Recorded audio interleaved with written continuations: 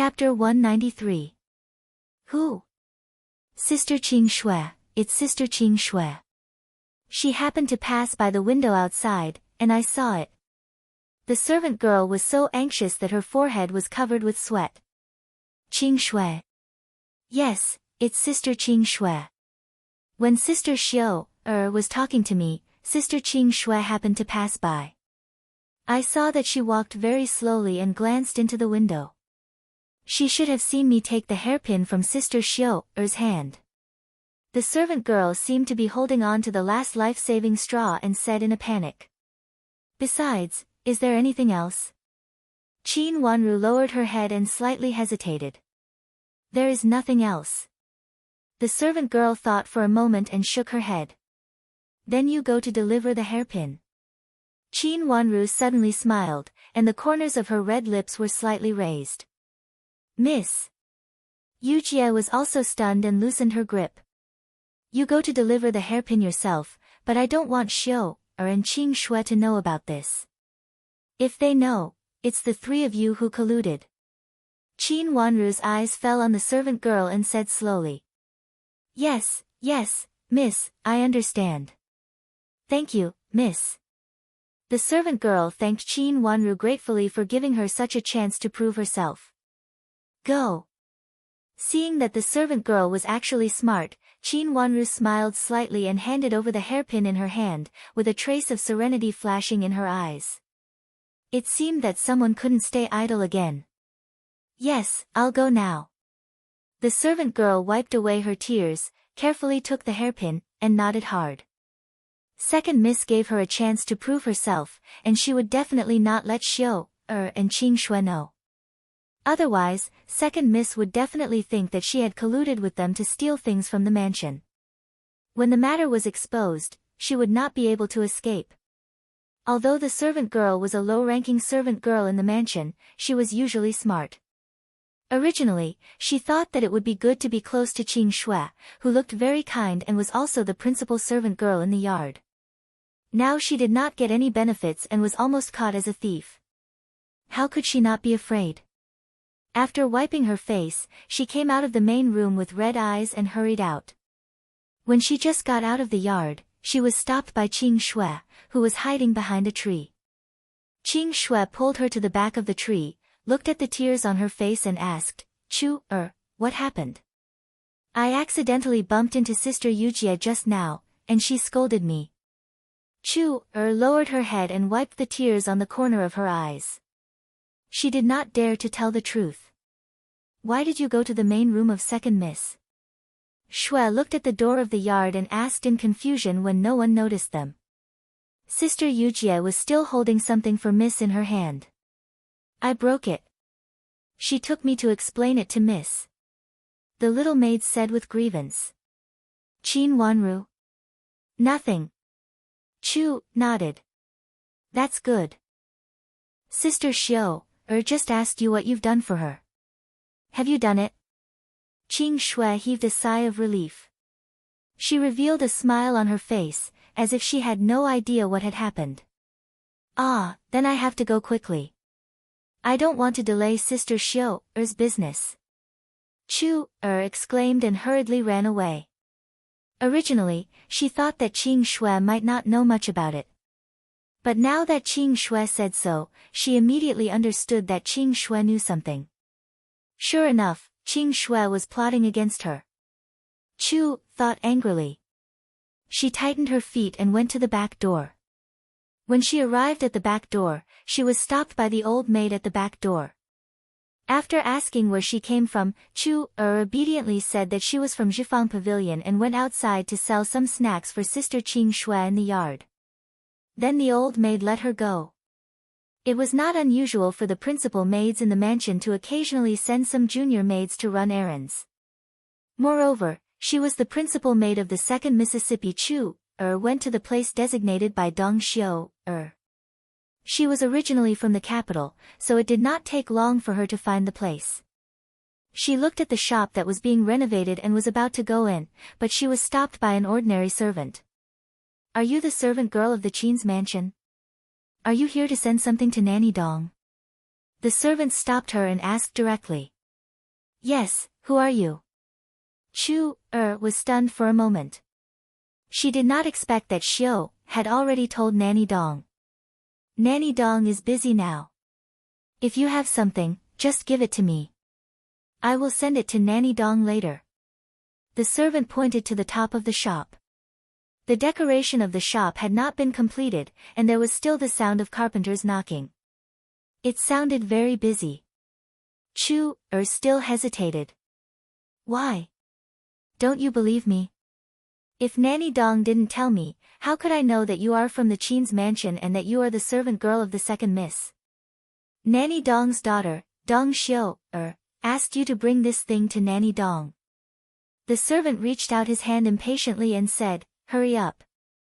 I have to go up and help Nanny Dong carry things later. Seeing that the servant kept urging her and his words were all corresponding, Chu hesitated for a moment and took out the hairpin wrapped in a handkerchief from her bosom. As soon as the servant saw it, he reached out and grabbed the hairpin. Then he turned around and ran to the shop. Go back quickly. Don't let anyone find out that you have been out for a long time. Seeing that he was running to the shop, Chu was relieved. It seemed that he was really Nanny Dong's servant. Thinking that she had sent this hot potato away, she could not help but feel relieved. Then she turned around and left. When the servant entered the shop was in a mess. There were helpers, and Nanny Dong was directing people to arrange some things in suitable places. When she saw a strange servant come in, she saw that he just looked around and did not run in, as if he was watching others decorate. She frowned and ignored him. The servant stood in the shop for a while. It seemed that he was bored. He looked around at the door and then turned to leave. Nanny Dong was busy at this time and did not notice when he left. In a tea house diagonally opposite to this shop, Qin Wanru saw the manservant come out of the shop. He stood at the door and looked around. When he didn't find the servant girl, he swaggered and patted the dust that he had stained in the room just now and walked towards this side. Miss, it seems that he is really coming to this tea house. Yujie had been staring at the young servant closely. She watched him walk over and enter the shop downstairs, then said, it should be here. Qin Wanru said thoughtfully. She came here by carriage and arrived a little earlier than the servant girl Chu. Looking around, she found that there was only this tea house diagonally opposite where she could drink tea, wait for someone, or guard someone. That was why she chose this tea house. Since the hairpin was sent outside the mansion, there must be someone outside the mansion. The time when Chu left the mansion was not certain, so someone must guard her. Qin Wanru had been with Nanny Dong for a long time, so she could conclude that Nanny Dong was not that kind of person. The hairpin would definitely not fall into her hands in the end, so she had to wait here early. Go to the door and have a look. Qin Wanru said. Yujie nodded, put down the curtain in her hand, walked to the door, gently pushed it open a little, and looked at the stairway. When she went upstairs, Qin Wanru specially asked for a private room facing the stairway. He heard footsteps coming up the stairs. The manservant was out of breath. It was indeed the manservant he saw upstairs just now. Coincidentally, the private room that the servant entered was the one on the right side of their private room. Seeing the servant go in, Yujie came over, pointed to the room on the right, and said to Qin Wanru softly, Miss, this is the room. Qin Wanru looked at the wall. It was really a wooden wall, unlike some private rooms that were separated by screens. It was impossible to hear clearly. She could only vaguely hear the servant's voice, which seemed to be saying something. She stood up, walked to the wall on the right, and put her ear on the wooden wall. Then she faintly heard some sounds. Yujie also came over and listened to the sound like Qin Wanru. After the servant's voice finished, there was a woman's voice. Hearing a woman's voice, Qin Wanru was slightly stunned, but she was not too surprised. She just listened carefully, but only vaguely heard some sounds, which were not very real. Then the two voices seemed to say something. It seemed that one was asking, and the other was answering. They even said a few words from time to time. Then the sound in the room stopped. After After a while, there was the sound of a chair being pulled next door. It seemed that they were going to leave. Qin Wanru rolled her watery eyes, walked to the door lightly, and looked out through the half-closed door. At this moment, the door over there opened, and a man who looked like a servant came out first and stood respectfully on one side. Then she saw a woman coming out with a servant girl. She was not tall but very thin. Looking at her, the servant girl beside her was a little taller and looked stronger. Because her body was slightly sideways, her face could not be seen. She rolled her watery eyes and silently pointed to an empty teacup on the table to Yujie. Yujie understood and hurried to take one. Qin Wanru took it, opened the door slightly, and smashed the teacup in her hand heavily, which happened to hit the stairs. The miss who was about to go downstairs came out of the private room and was about to go downstairs. She was so scared that she almost fell down when she was smashed by such a cup. The servant girl hurriedly reached out to pull her. They struggled to stand firm. The miss turned to Qin Wanru's private room with a pale face. The servant girl was about to go forward with a face full of anger, but was stopped by the Mississippi. "Miss, I dare not make trouble anymore. Please let me go." Suddenly there came a woman's voice begging for mercy in the private room, and then there was the sound of something hitting something. It turned out that the master was scolding the servant. The miss frowned, carefully avoided the debris under her feet, and walked downstairs with the servant girl. The servant was a distance behind, but he was also closely behind. In the private room, Yujie stamped her feet hard while watching, and tried hard to make a sound that seemed to be a servant girl begging for mercy. Chapter 194. Ning Xueqing. Was this the Ning Xueqing who secretly got pregnant with the playboy whom she was engaged to for the first time in her last life? Qin Wanru had not figured out the reason for the first engagement until now. There was a part of her memory that she had forgotten, but it seemed to be related to an accident. In order to cover up her embarrassment, she had to get engaged in a hurry. From what happened later, Qin Wanru came to a conclusion that Ning Xueqing seemed to be the cousin of the playboy Wang Xingxue. They should have had a relationship for a long time. The reason why they delayed getting married was that Wang Xingxue was originally a playboy. He not only hooked up with this cousin, but also had other women, and had not decided to marry this cousin. Madame D and Madame of Duke Xing should have plotted against her and made her get engaged to Wang Xingxue. Wang Xingxue was the nephew of Duke Xing's mansion. Since Madame of Duke Xing was the matchmaker, he naturally felt proud and agreed with her. He had already thrown Ning Xueqing out of Java. Unexpectedly, this cousin sister of hers was resourceful. Not only did she restrain herself, but after she got pregnant, she would make a scene at old Madame of Duke Xing's birthday banquet, expose this matter, and then ask old Madame of Duke Xing's mansion to make a decision. In front of so many people, even if old Madame of Duke Xing's mansion was displeased, she had to let them get married. In fact, this was also a good thing at that time. However, such a person had nothing to do with her for the time being. There was no Wang Xingxue around her. Why did she come to deal with her? Not to mention Wang Xingxue, it was also the first time that she had seen Madame of Duke Xing. As for Madame D and Madame of Duke Xing, she had never seen each other, so it was impossible for them to have hooked up with each other to plot against her. Then where did this Ning Xueqing come from? How could these two people, who had not had much contact with each other in the last life, suddenly have a connection with each other?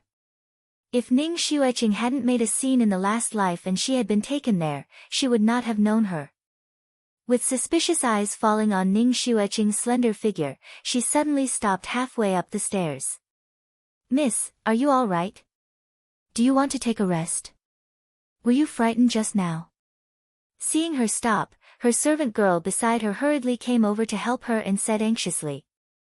Was it because the cup he smashed just now had scared him? Qin Wanru raised her eyebrows slightly, and her eyes fell on her back. From the back, she looked really delicate. In the last life, although Wang Xingxue was not the young master of Duke Xing's mansion, he was Duke Xing's nephew and seemed to be the son of a grand madam of Duke Xing's mansion, which made Duke Xing's mansion lose face. Old Madam was so furious that she overturned the table on the spot and smashed so many things in front of her, but Ning Xueqing was not afraid at all. What was going on? I'm fine. The soft voice was a little weak, and it was obvious that the speaker was very weak. What kind of people are they? Why don't they go back to their own mansion if they want to teach people a lesson? They are not well educated. Miss, why don't you take a rest before you leave? What if you really feel uncomfortable? The servant girl glared at the door of Qin Wanru's private room and said angrily.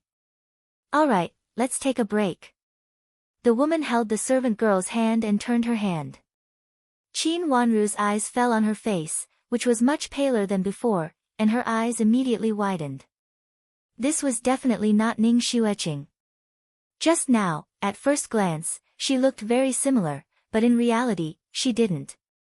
Her brows were even more gentle, which could make a man's heart soften. Although she wasn't particularly beautiful, that kind of delicate feeling that could almost be blown away by the wind had a special kind of charm, and this kind of charm could attract men the most. However, such a woman had plotted against her. Qin Wanru frowned and watched her approach slowly and enter the previous private room. There was the sound of a chair being dragged in the private room, and then a servant ran out in a hurry. After a while, he came back with a doctor and seemed to say something inside. After the doctor left, they stopped for a while. The woman and the servant girl reappeared at the door, and the servant boy still followed them. The three of them did not stop this time, but went straight down the stairs and left the tea house. During the whole process, Qin Wanru had been quietly standing behind the door and watching. She had an intuition that this woman had something to do with Ning Xueqing, but she was not Ning Xueqing. Originally, this matter had nothing to do with her, and in this life, she would never have anything to do with that libertine again.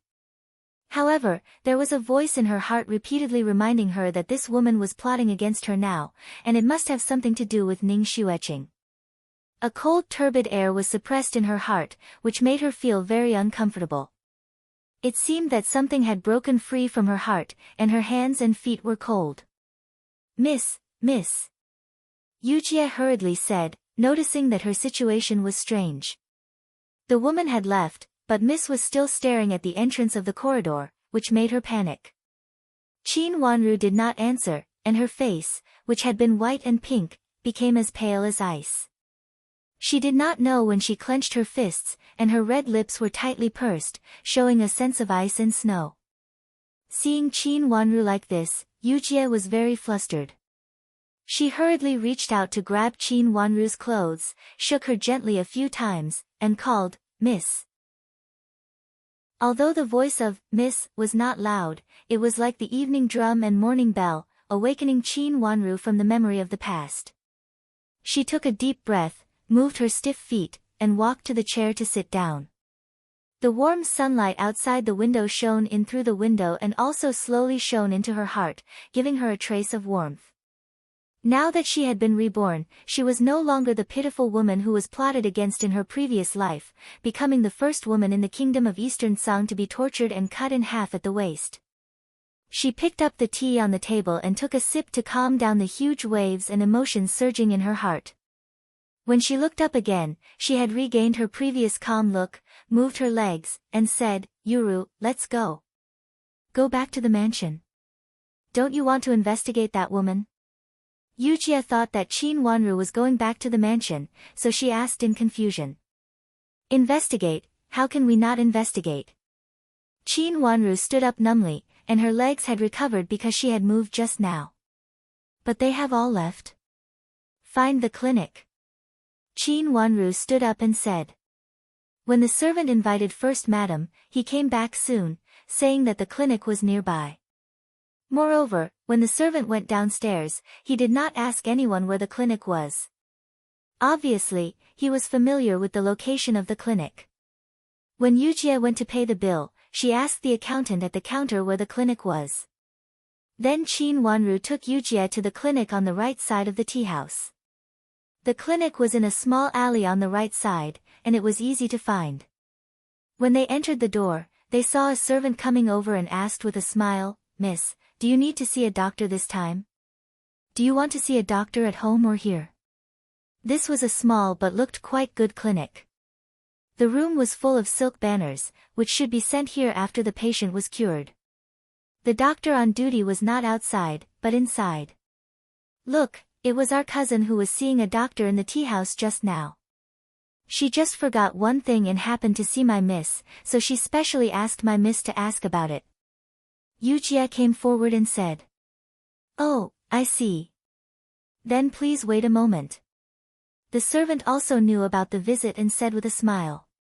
As he said, he went into the inner room. After a while, an old doctor came out, who was the one Qin Wanru just saw at the door. After the old doctor came out, he sat down on the chair, looked at Qin Wanru, and said impatiently, First Miss Ning, what else do you want? Didn't I make it very clear that she just needs to calm down a little?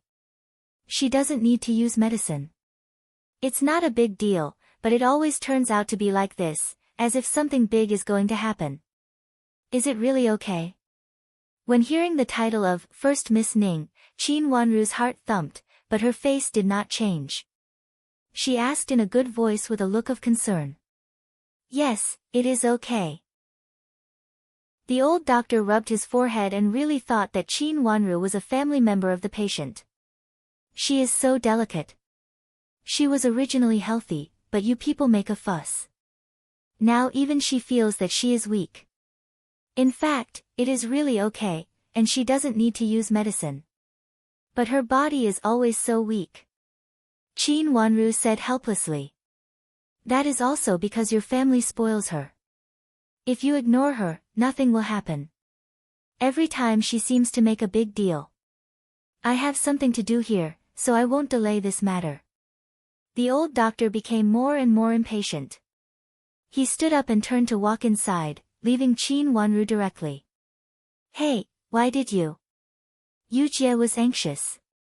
Miss, I am really sorry. Our doctor has a patient now. He was anxious and angry, so his words were a little impulsive. Please forgive him. The servant hurriedly came forward to apologize, and then changed the topic.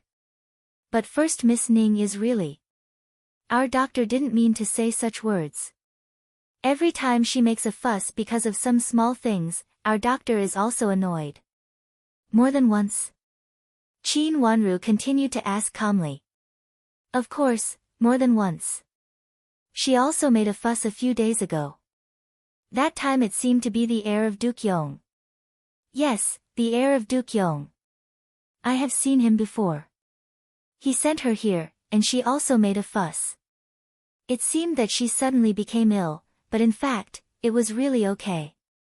If it were not for the fact that First Miss Ning looked really pale at that time, our doctor didn't want to pay attention to her. The servant said helplessly.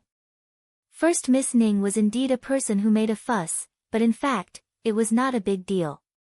At most, she was a little shocked, or someone said something to make her angry or uncomfortable. Her body was originally very good, but now it seemed that she would be blown down by the wind. Speaking of this, it made people speechless. Of course, as a servant, he did not dare to say these words. Even the doctor could only tell her to relax and have a good rest, but it was up to her how much she could recover. Although the servant's words were vague, Qin Wanru and Yujie both understood. They looked at each other and saw the answer. First Miss Ning had a heart disease, but she was not really sick. It was just like a healthy person who always hinted that he was sick and always felt that he could not bear the surprise, as if he was really sick. So, this Miss Ning's illness was completely caused by her own actions? After a pause, Qin Wanru thought of a key question, smiled slightly, and asked, Is the heir of Duke Yong on good terms with her? Chapter 195. Aren't they cousins? The servant froze for a moment, as if he didn't understand why Qin Wanru didn't know. Our miss is First Miss Ning's cousin, but she has nothing to do with Duke Yong's mansion. Yujie explained cleverly.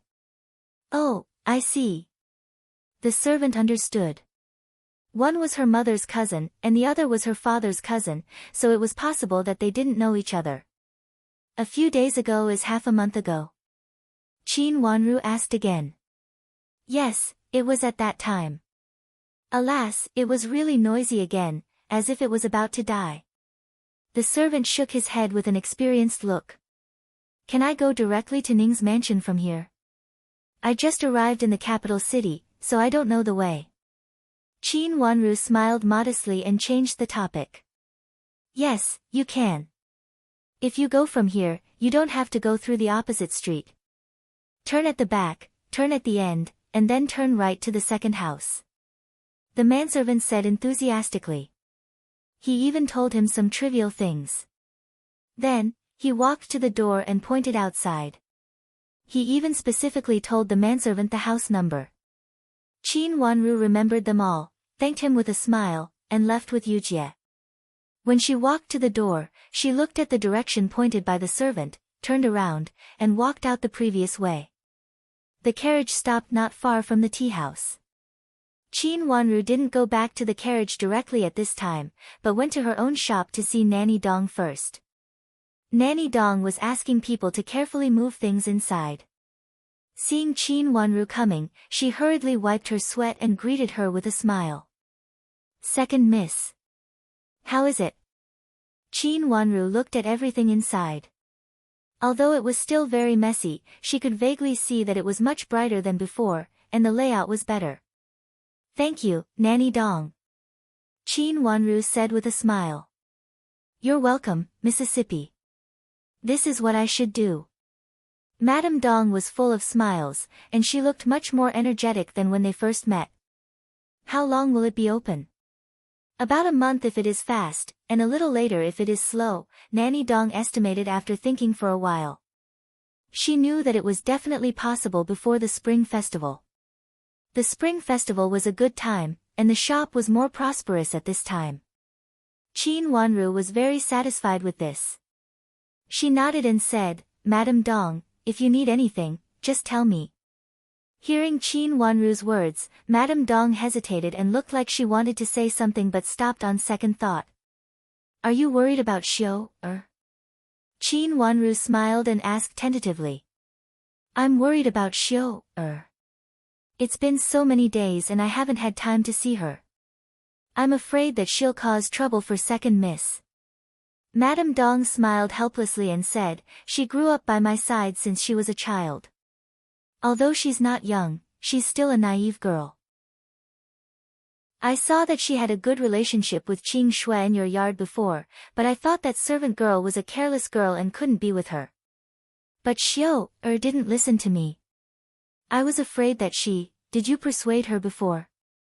Qin Wanru asked with watery eyes. I did advise her not to play with such scheming people. With her personality, she won't be able to win against them, but she just wouldn't listen. Speaking of Dong Xiao, Madame Dong looked helpless. She paused and her eyes were slightly red. I protected her so well before that her personality, Madame Dong, don't worry. I'll separate her from Qing Shui for a period of time.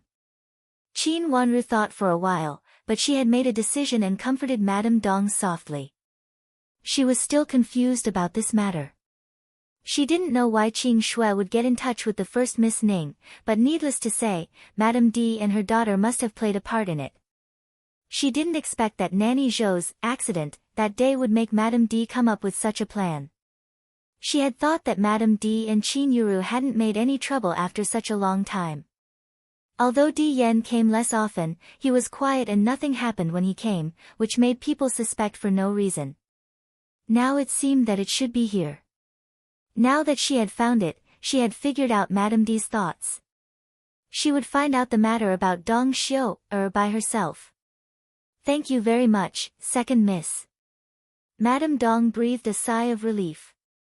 She really didn't like the servant girl named Qing Shui. At first glance, she could tell that she had a plot to make friends with Xiao, She had seen all kinds of people, so how could she not know that Qing Shui had other intentions? However, her daughter knew nothing about it.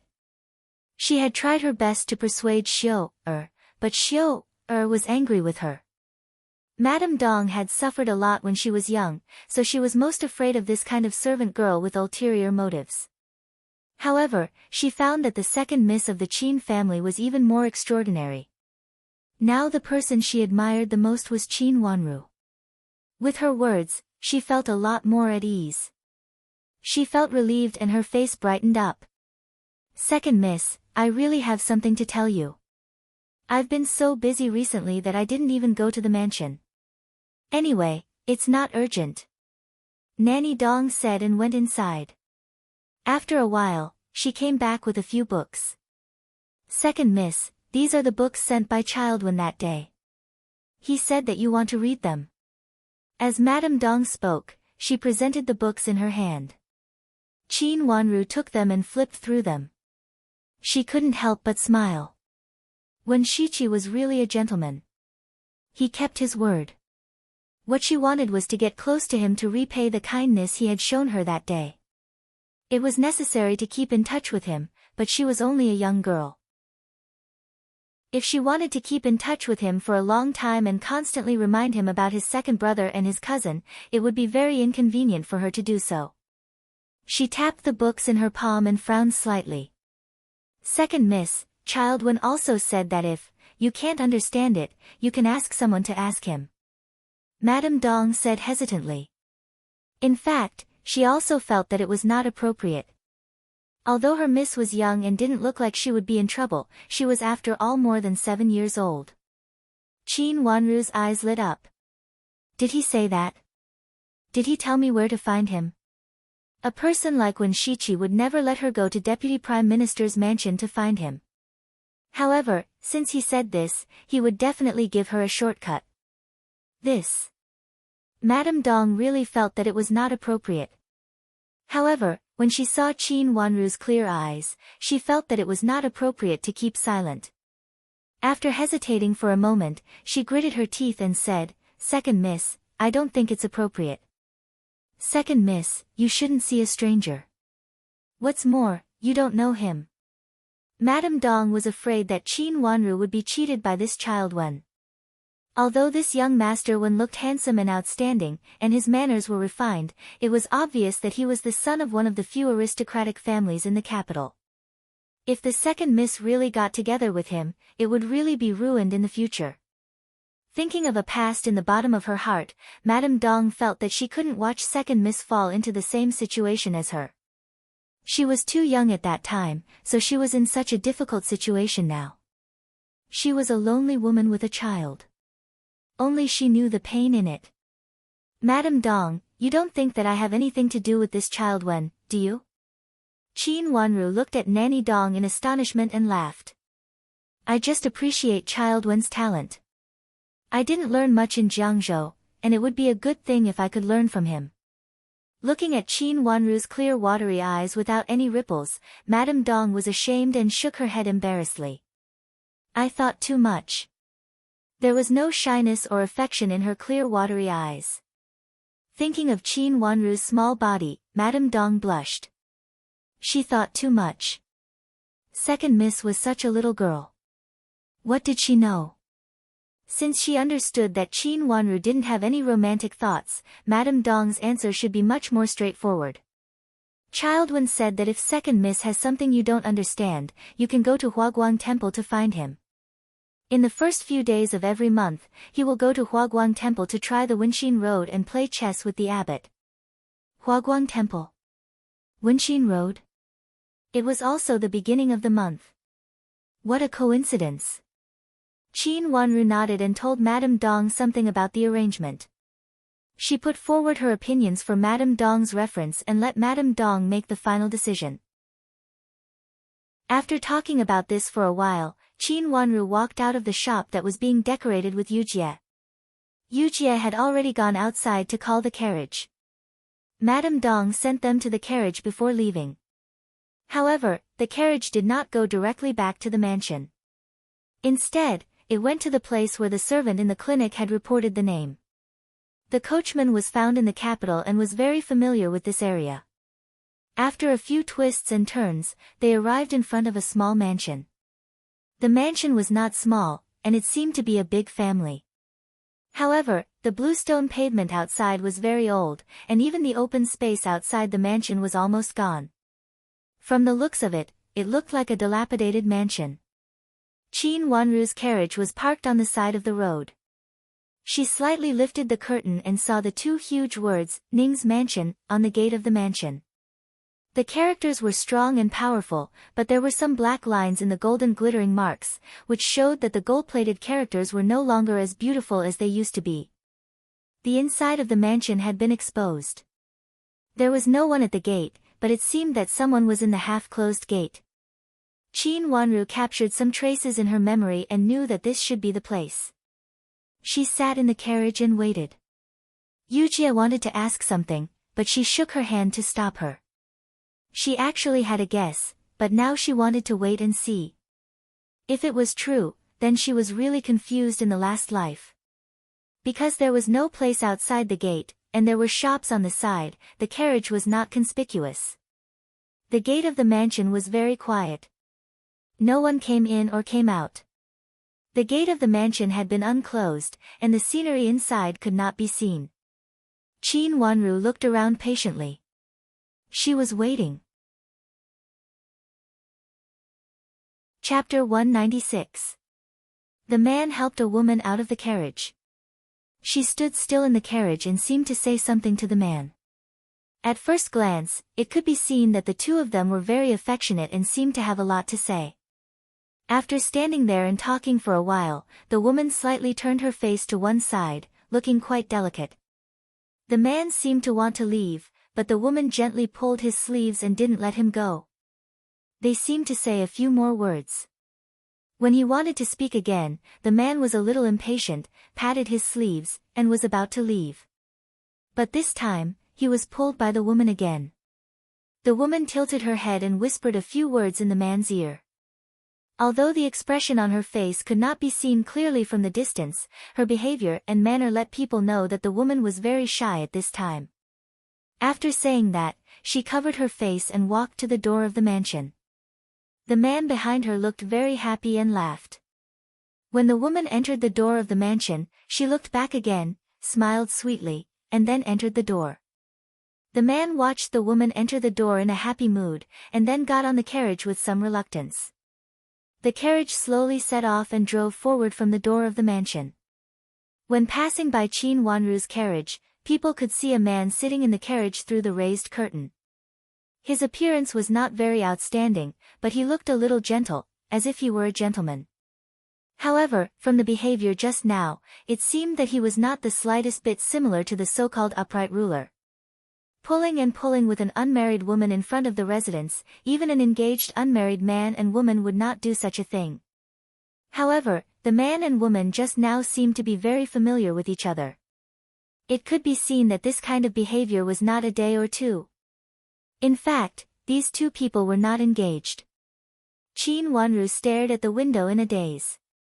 The gentleman's face flashed by there, and her mind seemed to be tumbling with stormy waves, and her hand holding the handkerchief was cold. This was Wang Xingxue, whom she had been engaged to for the first time in her previous life. He looked like a gentleman. Although his face was not outstanding, his faint sense of righteousness made people feel that he was really a gentleman. This was also the reason why she agreed with Madame D in her previous life. He looked like a gentleman, but what he did was not what a gentleman should do. The woman just now was the real Ning Xueqing. In her previous life, she had always thought that Ning Xueqing was also a determined woman. Although she had some tricks, she did it for the love of her heart. Only now did he realize that it wasn't just that. She was actually such a flirtatious person. Even though she was from a declining aristocratic family, she was still an aristocratic family. As a young lady of an aristocratic family, she was actually pulling and tugging at a man's doorstep. Not only was her behavior ambiguous, her actions made people feel that she was clearly doing it on purpose. Furthermore, her concept of shame was weak. Such a shameless woman who would do anything for her own sake was Ning Xueqing. And the woman just now, if she guessed correctly, was Di Yan's good cousin, Ning Kaixian. She didn't know anything. It turned out that this was just another trap set by Madame D and her daughter for her in the previous life. It was just that there was another pair of sisters who harbored evil intentions in this game. Biting the corners of her lips tightly, she swallowed the blood surging in her heart, and her eyes were full of anger. In her previous life, she had just arrived in the capital city. Although she had a bad reputation, Jiangzhou was too far away, and Madame D and her daughter had the upper hand in the Qin's mansion. Even though most people thought that she was lowly, there were still some people who thought that she was just framed by Madame D. All aristocratic families had disputes in the backyard, and many people could see it clearly.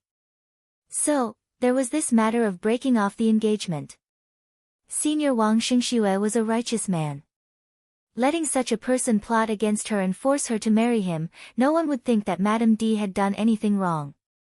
Although his family background was not prominent, with such a reputation, what else could she ask for? It was good enough to have such a person marry her. As far as this marriage was concerned, no one could find fault with Madame D. But as a result, this time breaking off the engagement made her reputation in the capital city even worse, and it happened in the capital city. People had always been tolerant to men. Not to mention that Wang Xingxue had a bad character, they only said that she was not only lowly but also unlucky. It would not be good for anyone who was tainted by her. Even a person with a dignified character would become unbearable. Since then, after breaking off the engagement, no one in the capital city wanted to marry her, and then there was Madame D's second plot. The handkerchief in her hand was fiercely crumpled into a ball. "Miss." Yujia looked at Qin Wanru uneasily and asked cautiously. Exhaling a heavy breath, Yujia showed a faint smile on her face, but her eyes were full of strong anger. The kind of anger that almost came from the hell made Yujia, who grew up in Jingxin Monastery since she was a child, so shocked that she couldn't speak for a while. "This is Duke Xing's nephew." Qin Wanru suppressed the coldness in her heart and said slowly, and the redness caused by the anger in her eyes faded slowly. "Then, what about that woman? Is this a place of prostitution?" Yujia had little contact with the secular world in Jingxin Monastery before. She had heard of but never seen a place of prostitution. But thinking of the woman's behavior just now, she felt it was a little similar, so she asked in confusion. But she also felt it was not very similar. At least the two words, Ning's mansion, on the handkerchief was a little different from the place of prostitution that pilgrims used to say. But it was also possible that the customs in the capital city were different from those in Jiangzhou. It is not a place of prostitution, but Ning's mansion. Qin Wanru slightly bent the corner of her mouth, and suddenly figured out the cause and effect of this part. "Let the carriage go back." Since they had seen what they had seen, then they couldn't do whatever they wanted next. Yujia let the carriage go in a daze, and then looked at Qin Wanru with her eyes wide open, wanting to say something but stopping on second thought. Qin Wanru knew that Yujia was full of doubts now, so she leaned on the carriage and said slowly with cold and suspicious eyes, "The first Miss Ning before should be the one who has a good relationship with Di Yan. The Miss Ning later should be the one who has a close relationship with the nephew of Duke Xing just now." The two sisters of Ning's mansion were both such people. They were not only lowly, but also vicious. They would sacrifice everything of others for themselves. Therefore, the reason why Ning Kaixian could finally marry into Duke Yang's mansion in the last life, and the reason why Madame D and Qin Yuru compromised, was because of her.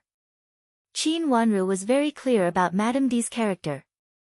Since Ning Kaixian would definitely marry into Duke Yang's mansion, she should at least see some benefits for herself, and she was the only reason why Qin Yuru treated Ning Kaixian kindly.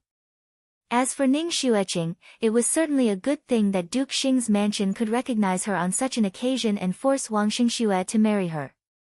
Otherwise, how could there be such a coincidence? If she had met Ning Kaixian in the last life, she would have figured out the key points, but she had never seen Ning Kaixian, so she certainly didn't know her name. She only knew that she was Di Yan's cousin, Ning, but she didn't expect that she was actually a pair of sisters with Ning Xueqing. The heavenly Tao returns, and retribution comes. It was originally an unintentional action, but it unexpectedly allowed him to discover the truth that he had not discovered in his previous life. If she hadn't attracted the servant girl into the mansion that day, she was afraid that this matter would still go according to the traces of the last life. This cousin Ning Kaisian, who fought with Qin Yuru with wits and courage and had the upper hand, would finally marry into Duke Yong's mansion. In the end, in order to live a better life, she would definitely help Madame D and Qin Yuru to plot against her. For this reason, Qin Yuru also promised that if she gave birth to a child, she would raise her to the position of a co-wife. After her rebirth, she suddenly figured out the things that she couldn't figure out. The Ning sisters each got what they wanted. What they had done was just to step on him in a more muddy place. In vain, he sighed for Ning Xueqing. Such a determined and infatuated woman turned out to be nothing more than a thin layer of cleanliness. When this layer was torn off, there was only dirt underneath. Since this first Miss Ning has a good relationship with the heir of Duke Yong, why would she deal with you? Shouldn't she deal with the first miss? Yu Jie didn't know who Ning Xueqing was, nor did she know who this nephew of Duke Xing's mansion was. She focused on Ning Kaisian. After listening to Qin Wanru's words, she thought for a while and asked in surprise. She should be guided by Madame D. Qin Wanru raised the frost on her eyebrows, and her smile was like a sharp blade. Guided by Madame D. Yu Jie blinked her eyes in confusion. After Nanny Zhou came back that day, nothing happened, did she? But she went to Duke Yong's mansion several times later and found that this delicate cousin sister of Madame D might have an ambiguous relationship with Di Yan, but she didn't do anything. It's not like Madame D's usual style. Qin Wanru said slowly in a low voice. Her words didn't sound high. It seemed that she was explaining to Yu Jie, but it also seemed that she was whispering. Yu Jie was not stupid. Hearing Qin Wanru's words, she suddenly widened her eyes and raised her voice unconsciously. Nanny Zhou must have made this cousin sister think that Miss is the key to her relationship with the heir of Duke Yong, so this cousin sister planned to deal with Miss? This cousin sister looks so delicate that she almost falls with a blow, but I didn't expect that she is such a vicious and selfish person. Qin Wanru was silent. The key to this was actually not difficult to figure out. In the last life, Madame D could make use of Ning Caishian's temperament, so she could certainly do it in this life. Nanny Zhou was a servant of Duke Yong's mansion, so she was very familiar with the affairs of Duke Yong's mansion. Even if Countess Yong's people didn't mention this matter, old Madam of Duke Yong's people would definitely expose this cousin sister. Since she grew up with Di Yan, it could not be hidden in Duke Yong's mansion. In the past, Qin Yuru didn't find out about this cousin sister because she didn't expect that Di Yan was disloyal to her, so she didn't investigate it. Therefore, this matter was one after another, a vicious plot layer upon layer. In the last life and this life, although things were different, the purpose was the same. Chapter 197. If Qin Yuru had known this, she would not have done it. In the last life, she had no choice but to let Ning Kaisian marry her. As for plotting against Qin Wanru with Ning Kaisian later, it was just the interest she wanted to get after she had no choice. Compared with winning the favor of Madame of Duke Xing, she could bear it. Anyway, it was a foregone conclusion that Ning Kaisian would marry into Duke Yong's mansion. Now Madame D knew this. Madame D wanted to deal with Qin Wanru, so she naturally used all the available resources. Since Ning Kaisian had an evil intention, how could Madame D not use such a woman? With Nanny Zhou's ability, Ning Kaisian would definitely deal with Qin Wanru by hook or by crook if she hinted to this cousin's servant that Qin Wanru was an obstacle between her and Di Yan. Therefore, Ning Kaisian tried every means to enter the mansion to inquire about Qin Wanru's news and wanted to plot against Qin Wanru. Madame D's pawn, Qing Shui, came in handy. Qin Wanru was still young, and the people around her, whether Yu Jie or Qing Yu, were all loyal to her. Therefore, the only one she could deal with was Dong Xiu'er, who had a close relationship with her but had a weak mind. Miss, what about Dong Xiu'er? Yu Jie suddenly thought of something and said, Nanny Dong is very loyal to Miss, and Dong Xiu'er is her only daughter. Qin Wanru lowered her head, and her eyes were cold. The carriage came to Ningyuan Army General's mansion. After entering through the side door, they arrived at the parking lot. After getting off the carriage, Qin Wanru went to Madame Dowager's Xining Pavilion with Yujie. Before going out, she asked Qin Yu to ask for leave from Madame Dowager. Of course, she had to report to Madame Dowager after coming back. Coincidentally, she had something to ask Madame Dowager. Before arriving at Xining Pavilion, she saw many screens placed outside the gate of the courtyard. They were of different shapes and sizes, but their heights were basically the same. She could not help but stop. A large group of servant girls were busy cleaning. A sharp-eyed servant girl found Qin Wanru and reported it to Nanny Duan. Nanny Duan came out to greet her. So many screens. What's going on? Qin Wanru looked at the screen in front of her in astonishment and asked in confusion.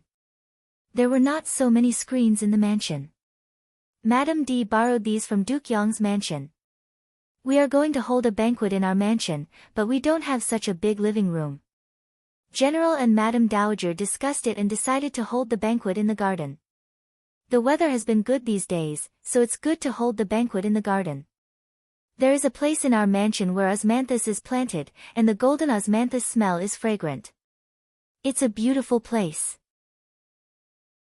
Nanny Duan wiped her sweat and continued, but in the current weather, the windy place is still cold, so I want to make a space with a screen, which is both spacious and can enjoy the scenery.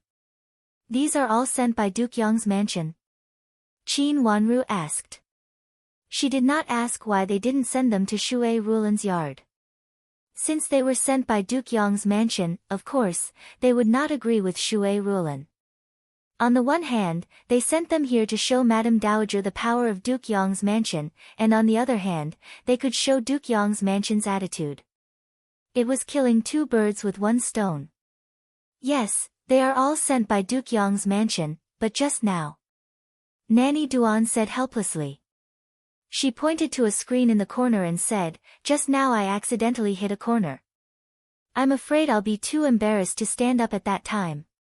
Hit it? Was it caused by the people from Duke Yong's mansion who moved here, or by people from our mansion? Qin Wanru's eyes flashed and she asked in a very orderly way. I don't know either. It was so chaotic just now. The people they sent here left after putting them down, and then moved again. Our people were cleaning up. There are so many people coming and going, so I really don't know who hit it. But anyway, it happened in our mansion, so I'm afraid we have to trouble Madame D. Nanny Duan sighed. If there was one person that Madame Dowager didn't want to see the most, it would be Madame D. However, although it was a small matter, if it was someone else who showed up, Duke Yong's mansion might not look good, so they had to ask Madame D for help. Qin Wanru did not say anything and walked to the screen. This was a screen with 20% folding. The exquisite pictures on the screen were spring, summer, autumn, and winter.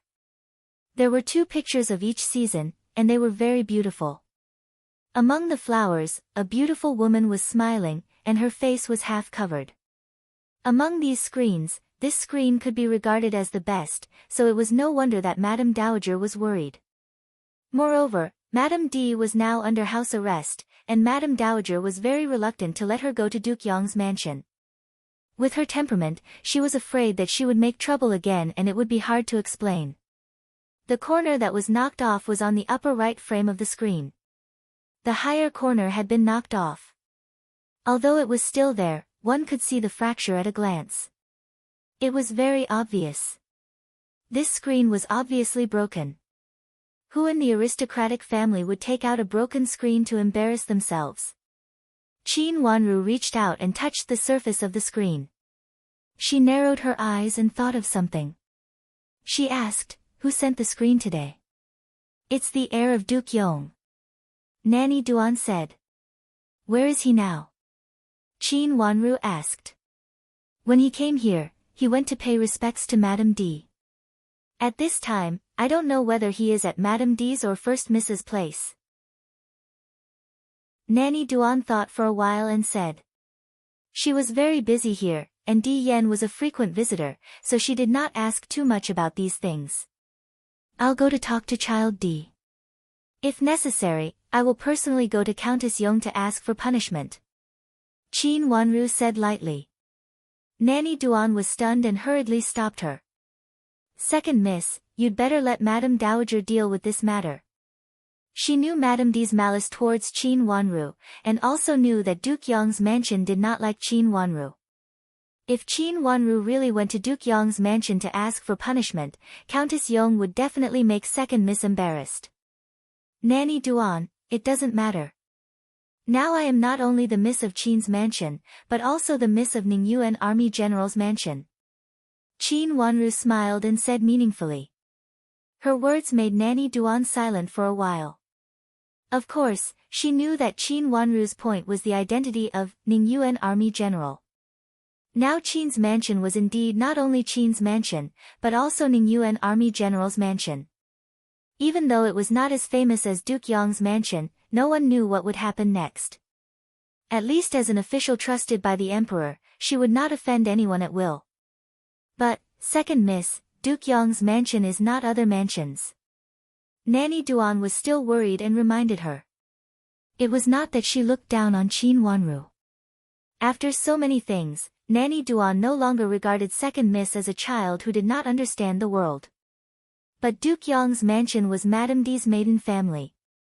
Other mansions would not offend Ningyuan Army General's mansion, but Duke Yong's mansion might not. Nanny Duan, it doesn't matter. Moreover, she may not necessarily go to Duke Yong's mansion to ask for punishment in person. I'll go to the heir of the Duke and talk about this matter first.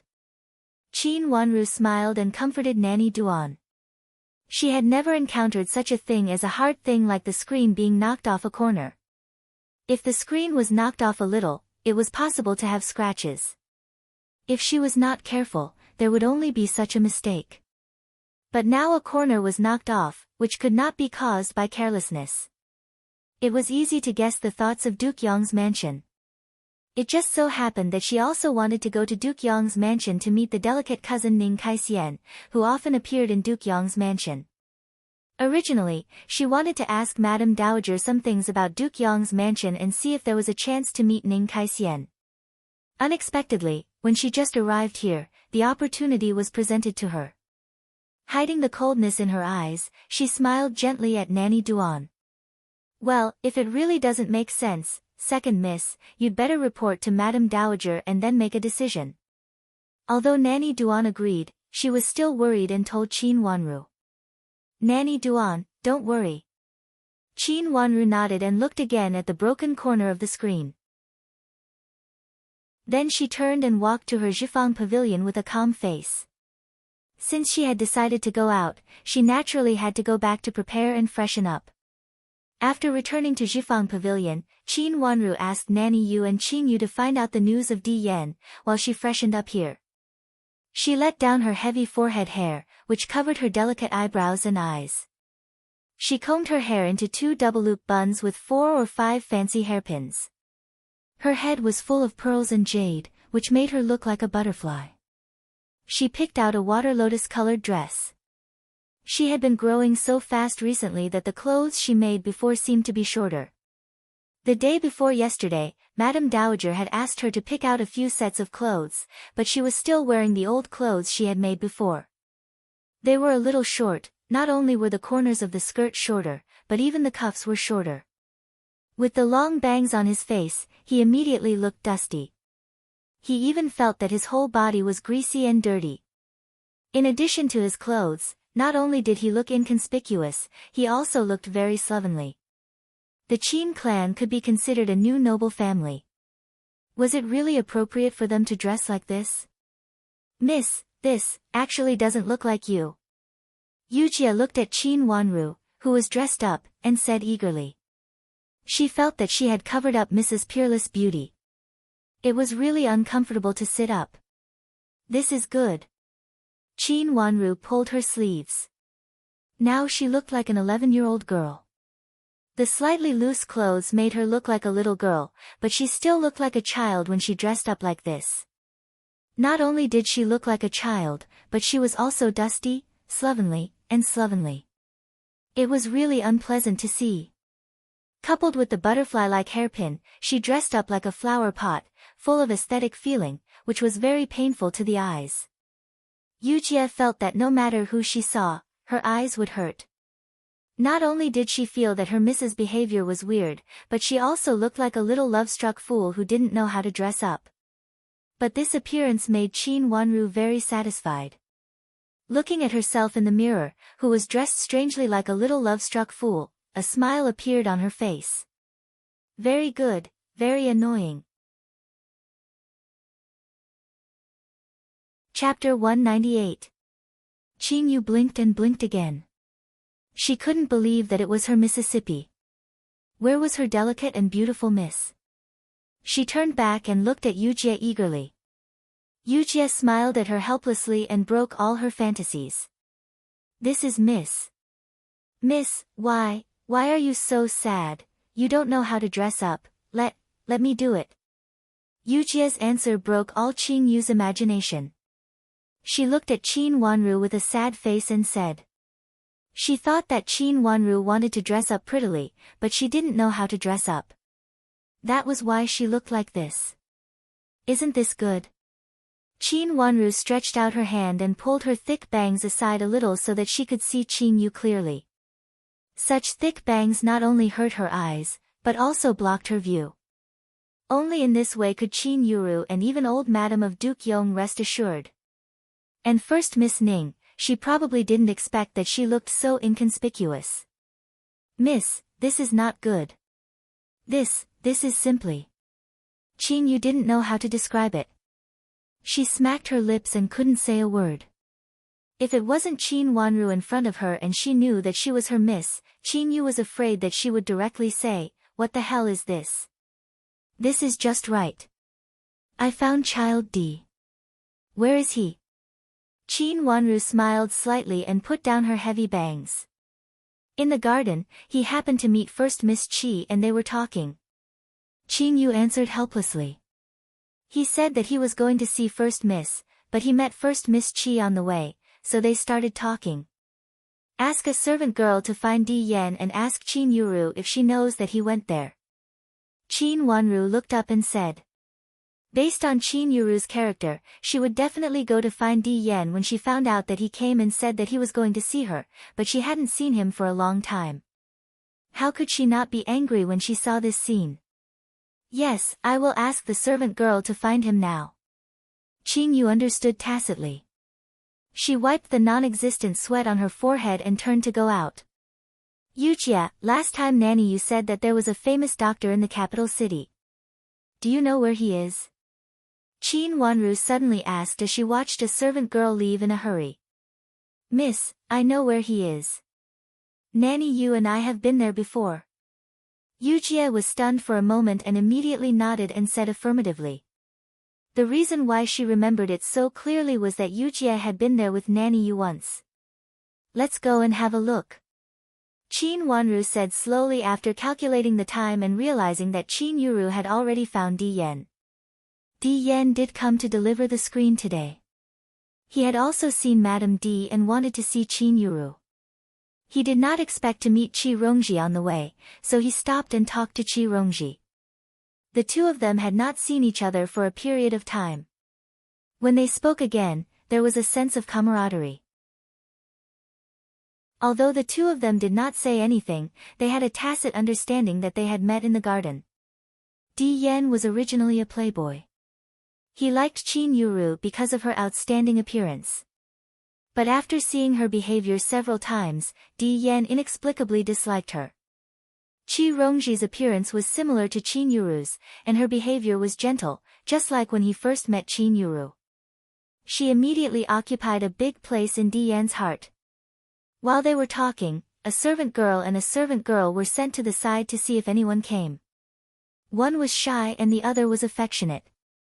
It didn't feel like a long time had passed. When they were talking enthusiastically, Qi Rongji seemed to be waiting for Di Yan to say something. She moved her feet slightly, but she didn't expect to suddenly step on something. She slipped and fell. Di Yan subconsciously reached out to support her and held her hand. Although it was just a touch, Qi Rongji immediately blushed and blushed shyly. Di Yan seemed to feel that he was being rude, so he hurriedly bowed to her. Qi Rongji shook her head and seemed to want to say something. When they were being intimate, Qin Yuru appeared with her servant girl, Mei Shui. Seeing the scene in front of her, she almost exploded with anger and her whole body was trembling. She came in the direction of Di Yan's servant. Seeing Qin Yuru coming, she wanted to report to her son. But Qin Yuru glared at him as if she wanted to eat him. She stared at him until his legs became weak and he didn't dare to say anything. At this time, Qin Yuru came close. Di Yan and Qi Rongji were in the middle of affectionate love, so their vision and hearing were greatly impaired. When they saw Qin Yuru was already in front of them. Qin Yuru reached out and slapped Qi Rongji. She gritted her teeth and scolded, "Bitch! You bitch!" After saying that, she grabbed Qi Rongji's sleeve and pulled her to the ground. Seeing Qin Yuru, Di Yan was also startled. Just as he was thinking about how to explain, Qin Yuru had already lost her temper. When he came to his senses, he hurriedly grabbed Qin Yuru's hand and tried to pull her away from Qi Rongji's hand. In his anxiety, he exerted a lot of force. Qin Yuru cried out in pain and loosened her hand. "Cousin Yu, listen to me." Di Yan was so anxious that his face turned pale and he hurriedly said, "You hit me because of this bitch?" Qin Yuru was so angry that her face turned blue. She pointed at Di Yan and said with hatred, "Sister Yuru, listen to me. I just happened to meet the son of a duke. It's really not what you think." Qi Rongji said with a face full of grievances. Her servant girl, Chun Yi, also ran over at this time and hurriedly held her up. "Bitch, bitch."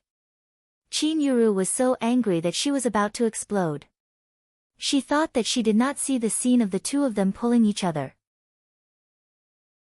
Although they let go of each other later, anyone who saw the affection between the two of them would know that something was going on. How could Qi Rongji have the cheek to say that to her? She took 2 steps forward and wanted to grab Qi Rongji's hair. Chun Yi hurriedly reached out to stop her. Qin Yuru grabbed Chun Yi's hair and pulled it hard. Chun Yi cried out in pain. Seeing that Qin Yuru was making a scene, Di Yan stepped forward and stood in front of Qi Rongji. He said to Qin Yuru sternly, "Cousin Yu, that's enough. Do you really want to let the whole mansion know? Even if there is something going on between him and me, it has nothing to do with you, right?"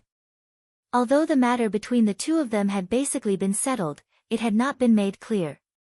Di Yan's words were reasonable. Qin Yuru was so angry that her body shook and she almost fainted. "Cousin, you." She pointed at Di Yan but could not say a word. Her face was so pale that there was not a trace of blood.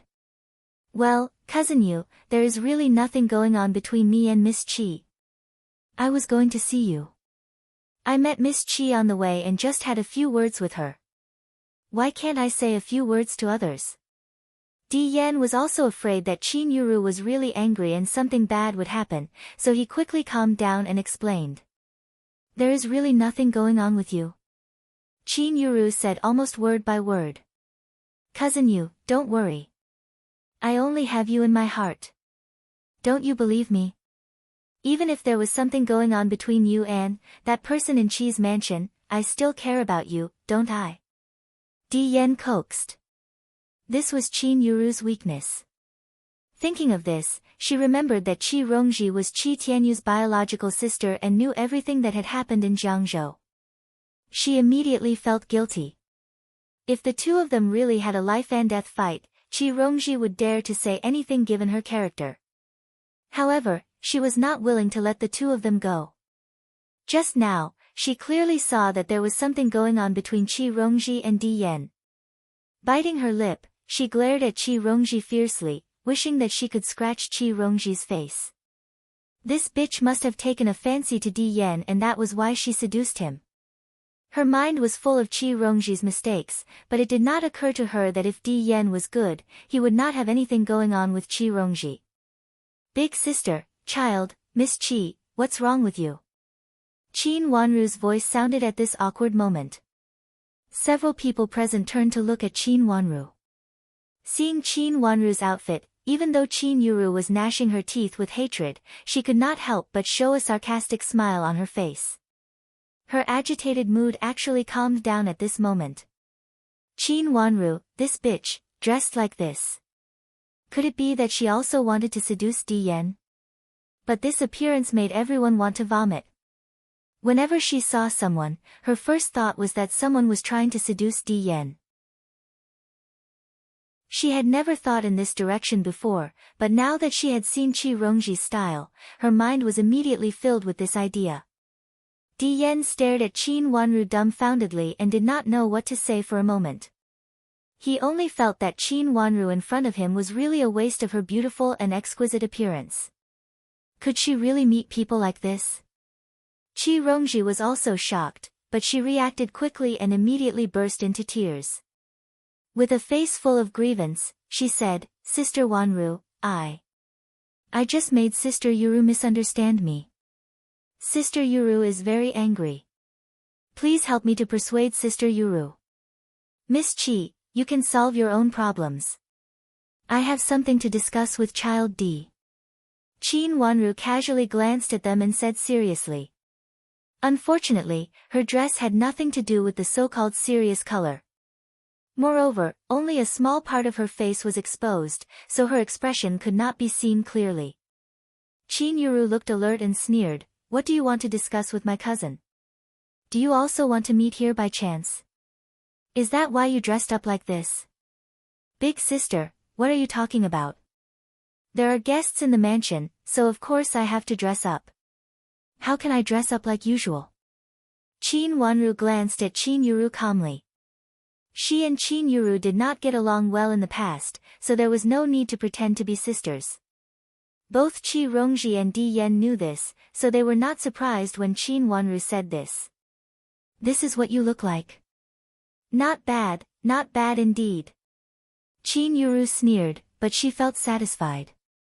If Qin Wanru always dressed up like this, she would not be worried at all.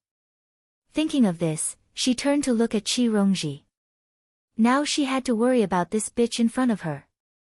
Qin Wanru did not want to argue with Qin Yuru, but turned to Di Yan and said calmly, Child, there is a broken screen. Can you please take a look at it and how to deal with it? There must be a rule. What screen is broken? Di Yan suddenly reacted and was stunned for a moment. It is the screen that your mansion lent to our mansion. I don't know where one of the corners was broken, but it is at Grandma's place now. Let's go and have a look together and think about how to solve it. Qin Wanru said. Go. Di Yan only wanted to leave at this moment, so he said repeatedly. Then he turned and walked away, followed by Qin Wanru. Qin Yuru glared at Qi Rongji and followed. Chapter 199. This screen is Grandma's favorite. Di Yan had thought it was not a big deal, but when he saw the screen in front of him, his eyebrows twitched violently and he said helplessly. This is indeed Grandma's favorite screen. When I went there last time, Grandma mentioned this screen. It seemed to belong to Grandma's family. Qin Yuru raised the corner of her mouth and looked at Qin Wanru with some sarcasm. Second sister, this is not a small matter. She was still full of anger at this moment and didn't like everyone around her. Qin Wanru ignored Qin Yuru's sarcasm and looked at Di Yan. Child, why don't I go with you to Duke Yong's mansion and explain this to old madam? This, actually is not necessary. Di Yan hesitated and said, feeling that it was a fuss. You'd better go. Otherwise, if Grandma gets angry, cousin will have to deal with it alone. We will also feel guilty. The more Qin Yuru looked at Qi Rongji who followed them, the angrier she became. But at this time, she could not drive her away. She rolled her eyes and hid the sarcasm on her face, pretending to help solve the problem. Di Yan fell silent. This matter would definitely be asked by Grandma. He looked at Qin Yuru and then at Qi Rongji, and suddenly felt a headache. He felt that it was better to leave for a while, so he nodded and said, okay. Since they decided to go to Duke Yong's mansion, Qin Wanru naturally had to go to express her apology. Qin Yuru said that she wanted to go back to see old Madam of Duke Yong and put in a good word for Qin Wanru, so of course she had to go. Di Yan did not say anything about this. He ordered the carriage outside and was ready to leave with the two sisters. He asked someone to bring back the screen with a broken corner. According to Di Yan, the broken screen was useless, but it was Grandma's favorite, so they had to bring it back. Qi Rongji was not convinced that she could not go, but she also knew that it would not be good if she went at this time. She stood aside helplessly and watched Di Yan leave with a gloomy face.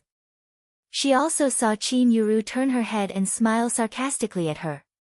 She twisted the handkerchief in her hand fiercely, suddenly feeling that Di Yan might not be her best choice. Qin Yuru was the granddaughter of the old Madam of Duke Yong. It was impossible for the old madam to take a fancy to Qin Yuru. However, she was unwilling to let go of Di Yan. At least for now, Di Yan was the best person by her side. Moreover, Di Yan understood her very well. Although they did not say it explicitly, in fact, they understood each other. But what if old Madam of Duke Yong disagreed? Qi Rongji frowned tightly. She felt that she had to think about it carefully. In any case, she could not lose to Qin Yuru, the fickle bitch. Di Yan took Qin Yuru and her sister to the carriage, and the carriage went to Duke Yong's mansion. Along the way, Qin Yuru did not speak, nor did Di Yan. The atmosphere in the carriage was very dull, completely different from the way Qin Yuru used to talk to Di Yan in a sweet voice. Qin Wanru was very comfortable. She sat by the window and gently lifted the curtain to look at the scenery. It seemed that she was very curious about the streets and pedestrians outside the window. Since she didn't speak, neither did the other two. With what had happened just now as a barrier, Di Yan and Qin Yuru calmed down and didn't know what to say. But it didn't affect Qin Wanru. She was alone, and she didn't have to talk to Qin Yuru hypocritically. She felt good. The carriage stopped at the gate of Duke Yong's mansion. Di Yan jumped out of the carriage with a sullen face. Qin Yuru pursed her lips and followed him out of the carriage. Di Yan reached out to help her. Qin Yuru got out of the carriage with Di Yan. When she was about to stand up, she suddenly felt weak and fell toward Di Yan. "What's wrong?" Di Yan hurriedly held her and asked. "I hit my foot. It hurts." Qin Yuru held Di Yan's hand and stood still. She frowned, and one of her feet swayed as if it was hurt. "Can you walk?" Di Yan asked with concern on his face. Qin Yuru took a step forward and immediately cried out. Her frown deepened. She raised her face and looked at Di Yan pitifully. She looked at Di Yan and said, "Cousin, my feet hurt. Let me help you in." Di Yan thought for a while and reached out to hold Qin Yuru's hand. He was relieved. This delicate Qin Yuru was the cousin sister he knew in the past. "Oh," Qin Yuru said softly. She leaned half of her body on Di Yan's and let him help her into the mansion. Qin Wanru followed them out of the carriage. She looked at the two people in front of her who were leaning on each other. Her lips curved slightly, but the smile didn't reach her eyes. She slowly followed them into the mansion.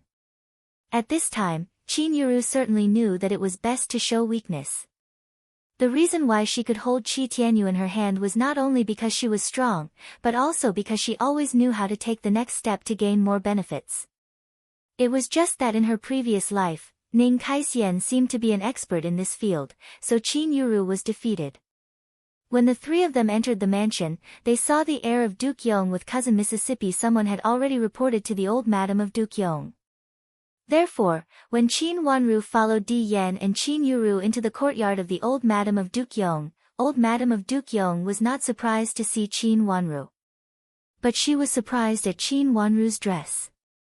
After looking up and down at Qin Wanru's dress, old madam smiled gently, but a trace of sarcasm flashed in her eyes. As expected, Qin Wanru was from the countryside. How could she think she was beautiful dressed like this? How shameful. Looking at Qin Wanru and Qin Yuru, old madam became more and more satisfied. Her granddaughter was the best. Looking at her appearance and dress, she knew that she was a well-educated miss from an aristocratic family. After all, she was taught by her daughter. Even compared with those misses from aristocratic families in the capital city, she was not inferior. In contrast, the old madam of Duke Yong was very satisfied, so she was very kind to Qin Wanru. After asking about old Madam Qin's recent situation, she asked about her illness with concern and whether she was not acclimatized to the climate. She also asked old Madam Qin to come to Duke Yong's mansion if there was a chance. They hadn't seen each other for a long time. It seemed that they only met once when Madame D got married. After the greetings, they talked about what had happened before. Qin Wanru stood up with a guilty look and bowed deeply to the old madam of Duke Yong. "Thank you, old madam, for borrowing the screen in our mansion. But I don't know which family member did it seriously and knocked off the corner of one of the screens. I heard from the heir of Duke Yong that it was old madam's favorite screen. Wanru specially came to apologize to old madam and is willing to compensate your mansion according to the price." After saying that, Qin Wanru bowed deeply again with a very thoughtful etiquette. "What screen?" Old madam was stunned for a moment and didn't understand. She turned to Di Yan and asked. "It's the screen of 4 seasons that Grandma liked the most. The one with 8 screens in total." Di Yan explained. "When was this screen taken there?" Old madam's face changed slightly and became gloomy. She turned around and said to an old maid beside her. The old maid answered and went out. After a while, she came in and whispered a few words in old madam's ear. Old madam's face became more and more gloomy. But when he turned his eyes to Qin Wanru, he calmed down and sighed softly. "Forget it. You didn't break it on purpose. I thought that this screen was not taken out. It was sent by my maiden family when I married into Duke Yong's mansion. It has been precious for so many years. Who would expect that the supervisor who sent it to Duke Yong's mansion was not clear about it and took this screen to Duke Yong's mansion? And, a corner of it was broken. In other words, he had broken someone else's precious item. Old madam, Grandma wants to make the screen more beautiful and follow the original frame. So I want to ask old madam, where else can such a frame be found now? Grandma just came to the capital city and doesn't know these," Qin Wanru said. "This." Old madam hesitated. "Grandma, just say it. Since Grandma said so, if you don't say it, it will seem that our mansion is too stingy." Qin Yuru sat beside old madam of Duke Yong's mansion, reached out to pull her sleeves and said in a spoiled manner. "This. I'm afraid it's gone now. The frame from so many years ago is different now." Old madam of Duke Yong reached out to touch Qin Yuru's hair and said helplessly. "Then there must be the best frame now. Make one." Qin Yuru was trying to please old madam. Of course, she would say anything nice. Before Qin Wanru could say anything, Qin Yuru interrupted her and put on a look as if she could make the decision. "Forget it. Old things are old things. In fact, it's not about the value," old madam said with a smile. It meant that the price of such old things was higher than the sky and could not be compared with the general market price. Qin Wanru was speechless. In this way, it seemed that Qin's mansion was in the wrong. "Old madam, I have to take a look at it. Maybe it's possible to have such a framework now. Why don't you let me take a look at it again and then find something similar on the street?" Qin Wanru said respectfully, with a sincere intention to compensate for this thing. "This is still." Old madam thought for a while and wanted to refuse, but was interrupted by Qin Yuru who shook her hand. "Grandma, let me and my second sister take a look. Maybe there is really a similar one." "Okay." Old madam's eyes flashed and she nodded. Just now, the old maid had reported that the screen had been brought over and was placed in the yard. Qin Wanru and Qin Yuru came to the yard and carefully observed the corner of the screen. Qin Wanru even reached out to touch it. While touching, She casually asked Di Yan beside her, "Child, do you have such a similar screen in your mansion? The color of the four seasons is brighter." I really didn't pay attention to it. Di Yan shook his head. He usually did not pay attention to these things. "I heard from Grandma that there is a cousin in your mansion. I don't know if she knows the latest frame in the capital city now." Qin Wanru lowered her head, as if she just said it casually. Chapter 200. Cousin, is there another cousin in your mansion? Qin Yuru raised her head and looked at Di Yan. She tried to pretend to be indifferent and asked. She had been in the capital city for a while, but she didn't see any cousin in Duke Yong's mansion, so she naturally wouldn't ask about it. "No, she left a long time ago." Di Yan's heart skipped a beat. He looked away guiltily and pretended to carefully examine the broken screen frame. "Left? When did she leave?" Qin Yuru's intuition told her that there was something wrong. She was suspicious, but she still smiled. Di Yan coughed in a low voice. "Before you came, she had something to do at home and left. She left before I came. Why didn't I know?" At this time, Qin Yuru was sure that there was something wrong. Although the jealousy in her heart couldn't be extinguished, the look on her face became more and more gentle. "It's not a big deal. When she came to see my mother occasionally, she stayed for a day or two and then left." Di Yan felt more and more uncomfortable. He knew his own affairs. There was definitely something between him and Ning Kaixian. Countess Yong had always wanted to marry Ning Kaixian. Although Ning Kaixian's family was not as good as Duke Yong's mansion, she was related to Countess Yong by blood. If Ning Kaixian married into Duke Yong's mansion, it would be good for her. At least they would be of the same mind. Since Countess Yong married into Duke Yong's mansion, she had been restricted by old madam of Duke Yong's mansion in every way and was very dissatisfied. If Ning Kaixian married into Duke Yong's mansion, she would be closer to Countess Yong. For this reason, Countess Yong wholeheartedly wanted to matchmake Ning Kaixian and Di Yan. But this was opposed by old madam. Previously, Qin Yuru had been in Jiangzhou, so Countess Yong let Ning Kaixian live in the mansion from time to time to accompany Di Yan. Ning Kaixian naturally seized this opportunity to please Countess Yong, and at the same time, she was affectionate with Di Yan. This was going to happen, but unexpectedly, Ning Kaixian's elder passed away. This matter was delayed deliberately by old madam. Later, old madam said that Ning Kaixian's horoscope did not match Di Yan's and proposed to marry Qin Yuru.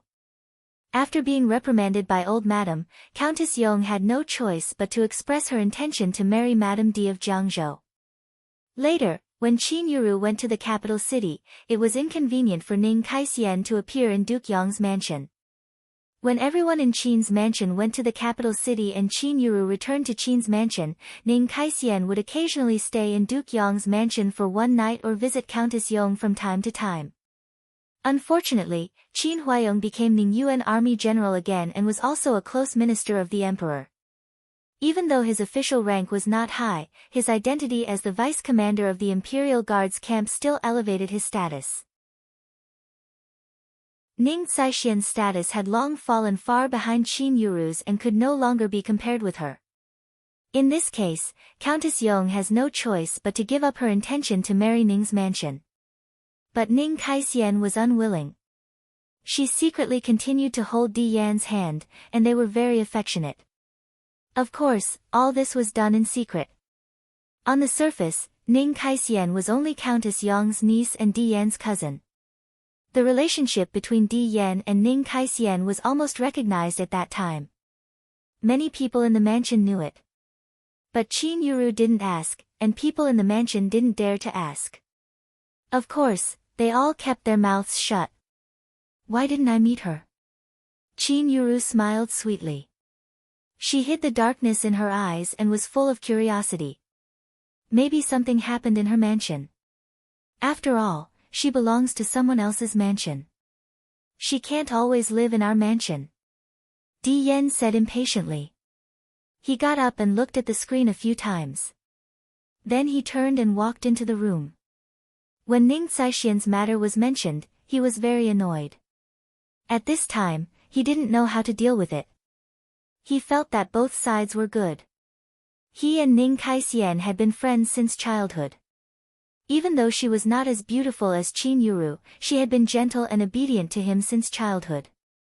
The two of them had been in love with each other since a long time ago, and they had pledged their undying love to each other. But Qin Yuru was also very good. Not only was she beautiful, but she also had a good family background, which would be helpful to him in the future. Actually, he wanted both of them. Seeing Di Yan walk into the room, Qin Yuru's face darkened, and her eyes were cold. She gritted her teeth, looked back at Qin Wanru, and asked in an unfriendly tone, "How do you know that there is a cousin living in my cousin's mansion? Big sister doesn't know about it." Grandma said that everyone in Duke Yong's mansion knows about it. Nanny Duan came to Duke Yong's mansion once and occasionally heard a few servants talking about it. It should be something that everyone in the mansion knows. Just now, I suddenly thought of changing the frame of the screen, and naturally, it should be changed to a new one. This cousin is about the same age as Big Sister, so she certainly knows the fashionable things in the capital city. So I want to ask her about it. Qin Wanru patted the frame beside her hand, took 2 steps back, and said while looking at the frame carefully. Yujia gave her a handkerchief. She picked it up casually and wiped her hands. Then she said to Qin Yuru, who had a gloomy face, "Big sister, let's go in. We have to do a good job with the framework, otherwise it will be our fault. You go in." Qin Yuru was not in the mood to flatter old madam at this time. Thinking that Di Yan had a cousin by his side, and everyone in the mansion knew about it, but she did not know it at all, she felt uncomfortable. Suddenly, she thought of the scene between Di Yan and Qi Rongji. Qi Rongji had just arrived in Qin's mansion, and Di Yan did not have many opportunities to meet her, but they had already been so affectionate. This so-called cousin had lived in Duke Yong's mansion for a period of time, and had a closer relationship with Di Yan. Something might have happened between them. "Big sister, don't you go in." Qin Wanru was about to step forward. Hearing Qin Yuru's words, she looked back at her with confusion. "I have something to do." Qin Yuru said forcefully, turned around and walked out of the courtyard. She had lived in Duke Yong's mansion for a period of time, so she was naturally familiar with it. Walking out of the courtyard, she thought for a while and went to Di Yan's courtyard. She remembered that Di Yan had 2 servant girls. She did not like them in the past and thought they were all evil. She had long planned to send them away when she married into Duke Yong's mansion. But this time, she gave them a chance to atone for their sins. Seeing Qin Yuru leave with a cold face, Qin Wanru smiled slightly and then re-entered the room. After bowing to old madam, she said, "Old madam, if you can't find the original frame, can you use the latest frame in the capital city?" "Yes." Old madam had said that she did not need to care about it, so she would certainly not embarrass Qin Wanru at this time. She nodded immediately. Since the matter had been solved, Qin Wanru naturally had to leave. After bowing to old madam again, she left with Yujie. Di Yan did not intend to go to Qin's mansion, so he did his duty as a master and sent Qin Wanru out. When he arrived at the gate of the mansion, he looked around and did not find Qin Yuru. His face changed slightly and he asked the servant beside him, "Where is cousin Yu?" "I don't know. I saw cousin Miss go out of the courtyard before." The servant said blankly. "Let's go." Di Yan hurried back. But he met Qin Yuru halfway. Seeing Qin Yuru's calm face, Di Yan was relieved and hurriedly greeted her. "Cousin Yu, where did you go just now? I thought you were waiting at the gate of the mansion." "I went to the courtyard where I lived before and bought some things on the street when I was here before. I was in a hurry when I went back to the mansion and forgot to bring them with me," Qin Yuru said with a smile. Although she secretly gritted her teeth in her heart, she did not show it on her face. That bitch and her cousin had been in love with each other for a long time. Moreover, they once said that one of them would marry no one but her, and the other would not marry no one but her. Although the matter between Qin Yuru and Di Yan was still a little uncertain before, it was settled after Qin Huayong's appointment. The two servant girls also knew that Qin Yuru would be their mistress in the future. Hearing Qin Yuru's question, of course, they would not hide the matter of Ning Kaixian. Not only did they tell the matter between Ning Kaixian and Di Yan, but also said that Ning Kaixian had sent someone to Qin's mansion to find Di Yan, saying that she was ill, and invited Di Yan to Ning's mansion. It was said that Miss Ning was very delicate. When she talked with Di Yan, she even fainted out of grievance. The reason why the two servant girls knew about this was that Di Yan had sent someone to his courtyard to get a few good ginsengs for the delicate Miss Ning. And the two servant girls also said that they had seen this delicate cousin falling into the arms of the heir several times. Whenever she thought of what the two servant girls said, Qin Yuru almost gritted her teeth to pieces. But she also knew that she could not directly lose her temper at this time. What happened to Qi Rongji previously almost made Di Yan unhappy. Oh, okay. Do you need anything else? You also bought some and put them at my place. At this time, Di Yan only wanted to send Qin Yuru away. How could he refuse? Put them at cousin's place. Seeing Di Yan's expression, Qin Yuru became more and more resentful. Her hand holding the handkerchief clenched fiercely, but her face remained relaxed. Okay, then I will send cousin out. Cousin Wanru should have left now. I will send another carriage to send you. Di Yan said warmly. Thank you, cousin. Qin Yuru said softly. Don't mention it. Cousin Yu's business is my business. The delicate Qin Yuru was the most attractive to Di Yan. Coupled with her delicate face, Di Yan said affectionately. He reached out and gently held Qin Yuru. For a moment, he felt a little reluctant to part with her. Cousin, let's go. Qin Yuru was shy under his gaze. She blushed and pushed him lightly. Good, good, good. Di Yan was so mesmerized that he couldn't stop mumbling. The two of them talked reluctantly for a while before Qin Yuru got on the carriage of Duke Yong's mansion. Then the carriage turned and left Duke Yong's mansion. But it did not go to Qin's mansion. Instead, it turned in another direction on the street and went to the Ning's mansion that the two servant girls told Qin Yuru about.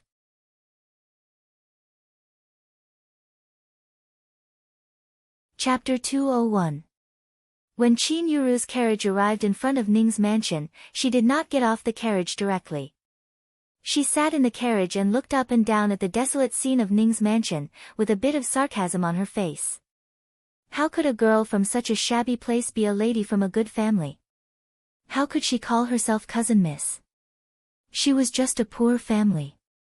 What she did not notice was that another carriage was parked among several carriages at the corner. Qin Wanru sat in the carriage, slightly lifted the window, and looked at the gate of Ning's mansion. Qin Wanru had known that Qin Yuru would not swallow this, so she naturally waited here to watch the fun. Since Ning Kaixian planned to plot against her, she should not blame her for being rude.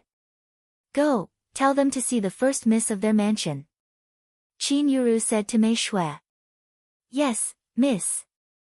Mei Shui got off the carriage and went to the gate of the mansion with a straight face.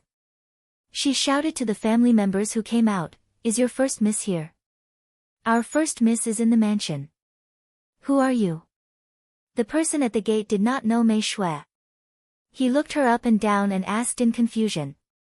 "I am the servant girl of Duke Yong's mansion. Our heir has something to ask your first miss to come out." "There is something for your first miss," Mei Shui said with a smile. "Since the heir wants to give it to our first miss, why doesn't he bring it in directly? Why does he ask our first miss to come out?" The servant at the gate was puzzled. In the past, whatever child D wanted to give, he would send it directly. Why did he hesitate to ask his first miss to come to the gate to pick it up? Slap. Mei Shui slapped the gatekeeper in the face. "Our heir means that as a servant, why do you ask so much? It must be something important and must be given to your first Mississippi. Go and report it." "Yes, yes, yes." The gatekeeper dared not say anything after being slapped. They were just a desolate Ning's mansion, so what could they say? Although Child D's attitude had been very good in the past, it was hard to guarantee that he was in a bad mood today. The gatekeeper did not dare to ask more and hurriedly ran back to report. Mei Shui returned to the carriage.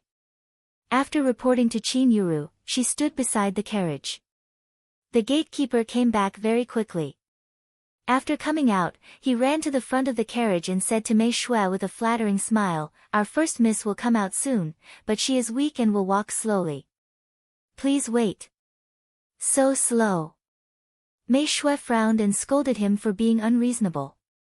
Sure enough, after waiting for a long time, he saw Ning Kaisian coming slowly with a maid. Every step she took was extremely delicate, like a willow in the wind. Sitting in the carriage, Qin Yuru had a clear look at her. She was not as good-looking as Qin Yuru. She looked miserable, but her eyes looked affectionate and delicate, which made her angry. She was indeed a coquettish bitch. Qin Yuru's eyes were almost spewing fire. This bitch used to regard herself as the future female master of Duke Yong's mansion. It is said that she once beat the two servant girls. What a joke. Cousin, why don't you come in? Ning Kaisian walked to the front of the carriage, raised her head, and said shyly. She couldn't think of any reason why Di Yan would ask her to take things by herself.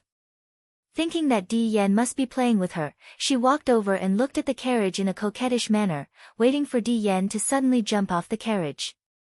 Mei Shui lifted the curtain, and Qin Yuru jumped off. Ning Caishian's face changed dramatically, and she took 2 steps back. Looking at Qin Yuru, who looked gloomy, she knew that the situation was not good. But before she could retreat to a safe place, Qin Yuru had already rushed over and slapped her hard twice. She took a few steps back and fell heavily on the ground. The maid who followed her was so shocked that she almost fainted. She rushed over to help her and screamed, first miss, bitch, you look delicate and weak. Who would have thought that you're actually so despicable? You actually hooked up with the steward of our mansion. Moreover, you couldn't bear the loneliness and came to our mansion to look for someone. Fickle bitch. Qin Yuru walked over and kicked Ning Kaisian, who fell on the ground, so hard that Ning Kaisian almost fainted. When she heard Qin Yuru's name clearly, her face immediately turned red. Nonsense. Who are you? I don't know you. Of course you don't know me. You have an affair with the steward of our mansion. Have you ever thought that the steward of our mansion also has a wife? Moreover, she is the steward of our inner court. You bitch, how can you be so despicable? Qin Yuru raised her head and sneered coldly. How can you be so despicable? You, what nonsense are you talking about? Ning Kaisian also came to her senses at this moment. She screamed angrily and stood up with the help of her maid, her face livid. Am I talking nonsense? Do you want me to find a few people to confirm that your maid deliberately came to my mansion to find a man? You look like a lady from an aristocratic family, but what you have done is really disgusting. Even if your Ning's mansion has declined, you don't have to be so despicable. Qin Yuru came prepared. She took out a hairpin from her sleeve and shook it in her hand. Look, I have your hairpin as proof. Your name is printed on it. I don't think Kai refers to you, right? This hairpin was found secretly in Di Yan's room by 2 servant girls. It was indeed Ning Caishian's. She deliberately left it in Di Yan's room. Now it was in Qin Yuru's hand, which was the evidence. They had made such a big noise that it had attracted a lot of people. There was no place in the Ning's mansion, and there were shops on the side. Such a big noise immediately gathered a large group of people. Originally, people thought it was a little unbelievable that a lady from an aristocratic family seduced a steward. Even the steward of a big mansion was a servant. Although the Ning's mansion had declined, she was still a lady and her status was different from that of ordinary people. However, after seeing Qin Yuru take out this hairpin and Ning Caishian's pale face, everyone actually believed it. For a while, the crowd was talking about Miss Ning Kaisian. She looked like a noble lady in daily life, but unexpectedly she was such a woman. Some local ruffians were also here, and some even talked lewdly to Ning Kaixian, treating her as a prostitute in a brothel. Ning Caishian's face turned blue and then white. Until now, she still had not figured out who came and why they suddenly dealt with her. It was impossible for her to have an affair with the steward. At most, she seduced Di Yan. Originally, Countess Yong wanted Di Yan to marry her. Why should she let the Miss of Qin's mansion marry him? Ning Kaixian was dissatisfied, so she tried to seduce him. She even worried that he would always live in the Qin's mansion, so she specially sent a servant girl to guard him at the door. Unexpectedly, when the servant girl sneaked to Di Yan's mansion to find him, she was caught by the people of the Qin's mansion and even led them to her. Ning Kaixian was anxious and flustered. Fortunately, the old maid of the Qin's mansion was very easy to talk to. She only said that she could marry into Duke Yong's mansion, but said that it was the second miss of the Qin's mansion who was really obstructing this matter. She said that the second miss had a good relationship with Di Yan and wanted to marry into Duke Yong's mansion together. If the second miss married into Duke Yong's mansion, she would not want her even if she was a concubine. If it was only a word from the old maid, Ning Kaixian did not quite believe it. But she remembered that Di Yan once said in front of her that among all the misses from aristocratic families in the capital city, the second miss of Qin's mansion was the most beautiful. At that time, she paid attention to it. Now that she compared the words of the old maid, how could she let go of the second miss of the Qin's mansion? She immediately thought of ways to deal with her. The hairpin she got from the Qin's mansion had now been sent to a local ruffian. When the time was right, she would directly ask someone to ruin the reputation of the second miss of the Qin's mansion. She would say that the second miss of the Qin's mansion had an affair with a local ruffian and gave him the hairpin, which had the word Qin on it. Unexpectedly, before she started her plan, someone came to the door with her hairpin. In a flash, Ning Kaixian actually knew who the person in front of her was. Looking at Qin Yuru's beautiful face, she felt that she immediately understood. Second Miss Qin, do you know what the crime of framing others is? Ning Kaixian was so angry that her whole body trembled. If she had known that the second miss of the Qin's mansion was not an easy person to deal with, she would have acted faster and directly ruined her reputation. She was not cruel enough and missed the opportunity. Now she came to find her first. Ning Kaixian was angry and resentful, feeling that she was not vicious enough. Second Miss Qin. You are really a blind bitch. How did my second sister offend you? Why do you slander her like this? Qin Yuru sneered. Ning Caishian's pupils contracted, and she immediately knew that she had guessed wrong. The person in front of her was actually the first miss of the Qin's mansion, who was supposed to be engaged to Di Yan. For a moment, she was confused, stepped back, and almost fell into the arms of her servant girl. Her face was as white as snow. First Miss Qin, why do you frame me like this? Did I frame you? You behaved inappropriately and gave a hairpin to the supervisor of our mansion casually. You even came to the door to get a man. Why don't you dare to admit it? Do you want someone in our mansion to prove that your servant girl has been here? With the information from the two servant girls, Qin Yuru was now very confident. She sneered and put a basin of dirty water on Ning Kaixian. The anger she had suffered from Qi Rongji before was all vented on Ning Kaixian.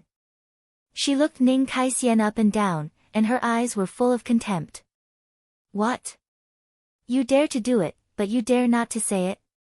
You are so old, but you still don't get married. Is it because you want to pay the price? Ning Kaixian was older than Di Yan. Originally, she was going to be engaged to Di Yan, but because old madam did not agree and she was in mourning, it was delayed. You are too much. Is it because of my cousin? I gave this hairpin to my cousin, and I went to Duke Yong's mansion to look for him. I was going to be engaged to Duke Yong's mansion, but because of you, my cousin, said he wanted to marry you. But even so, you should not ruin my reputation. Ning Caishian's face was pale, and her eyes were full of despair.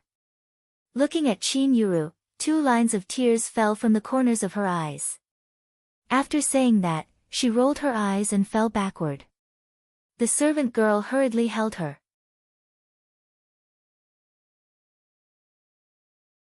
Chapter 202. The crowd parted, and Di Yan rushed in. Seeing Ning Kaixian exhaling more than inhaling, he rushed to her, hugged her, and said anxiously, Cousin Xian, are you all right? Ning Kaixian panted heavily, as if she couldn't catch her breath. Seeing that the situation was not good, the people around also hurried to make way for her to have more space to breathe. Cousin. Seeing Di Yan come in and hug Ning Kaixian without asking her, Qin Yuru was so angry that her face turned pale. Shut up. Looking at the delicate Ning Kaixian in his arms, Di Yan said angrily. Cousin, you actually scolded me for this bitch? Seeing the sarcasm on the faces of the people around, Qin Yuru was so angry that her face turned pale. Her lips trembled a few times, and her eyes turned red. Have you made enough trouble? If you have, go back. If anything happens to Cousin Xian, I won't spare you. Because he was worried about Ning Kaixian, Di Yan said harshly. He was really worried about Ning Kaixian, who was in poor health. She would get sick at the slightest movement. She was very delicate. Actually. Tears fell from Qin Yuru's eyes. After taking 2 steps back, she covered her face with the handkerchief in her hand and ran back. Seeing that the situation was not good, Mei Shui hurriedly called her miss to chase after her. Seeing that Qin Yuru left the carriage and ran away, Di Yan was also anxious. He turned around and wanted to pull Qin Yuru, but his hand was caught by Ning Kaixian. She looked at Di Yan with a pale face and said, Cousin, you go after first Miss Qin. She is just jealous of us. Although she said that she wanted Di Yan to go, she held him tightly, as if she would get into trouble if Di Yan left.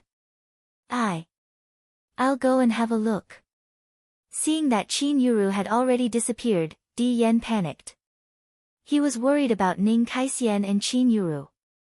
If something really happened to Qin Yuru, he would not be able to explain it to his grandmother. But he didn't dare to leave. Ning Kaixian was so weak that she couldn't stand too much suffering. If something really happened to her, what should he do? At this point, the sweat on his forehead came down. The doctor is here, the doctor is here. Someone shouted from outside the crowd, and the crowd hurriedly let the doctor in. A middle-aged doctor rushed in with a medicine box on his back. He was sweating profusely, and it could be seen that he was really anxious. I don't know this doctor. I don't want him. Ning Kaixian said, short of breath. Quick, go and invite the young miss who has been waiting for you. The old doctor. Di Yan hurriedly said to Ning Kaixian's maid. At this time, you still want to pick a doctor. Could it be that this illness is fake? Yu Jie shouted in the crowd. Qin Wanru had already gotten out of the carriage when Qin Yuru was making a scene. She had asked the coachman to invite the doctor, and Qin Wanru had already picked the doctor before the battle. Qin Wanru had already picked the doctor. That's right. Who doesn't see a doctor? At this time, he still has the energy to pick a doctor. Is he really a fake? Is this some kind of trick? I still don't understand what is going on. But this first miss does have a private relationship with a man. I just don't know whether it is with the heir of the Duke in front of us or with another man. The crowd began to talk about it. It was so chaotic that everyone couldn't figure out who was telling the truth and who was not. But there was one thing that people who watched the whole scene could be sure of. The first Miss Ning, who looked delicate, seemed to have a bad character and seemed to have a relationship with a man. The misses of the Ning's mansion are not good. Last time I saw the second miss of their mansion, she was like a prostitute, pulling a man at the door. This was the person who saw the second Miss Ning and the nephew of Duke Xing pulling. Although it didn't happen often, it would happen once or twice occasionally. Speaking of which, last time I saw the first Miss Ning was sent back by this child, who was extremely delicate. It seemed that he carried her into the mansion. Someone in the surrounding shop said, who had seen what had happened between Ning Kaisian and Di Yan. Hearing the words in her ears, Ning Kaisian was anxious and flustered. Her face turned blue and white for a while, and she felt that it was increasingly difficult for her to breathe. She grasped Di Yan's hand tightly and refused to let go. But she still stretched out her other hand to let the middle-aged doctor feel her pulse, not daring to make any more comments. After feeling her pulse, the middle-aged doctor looked at Ning Caishian's face and frowned in confusion. "Miss, please stretch out your other hand." Di Yan took her other hand and came over. The doctor reached out to feel her pulse. After feeling it, he looked at her pale face, which was almost bloodless. "Doctor, how is it? What kind of first aid should we do?" Seeing the doctor put down his hand, Di Yan asked anxiously. "What kind of first aid should we do?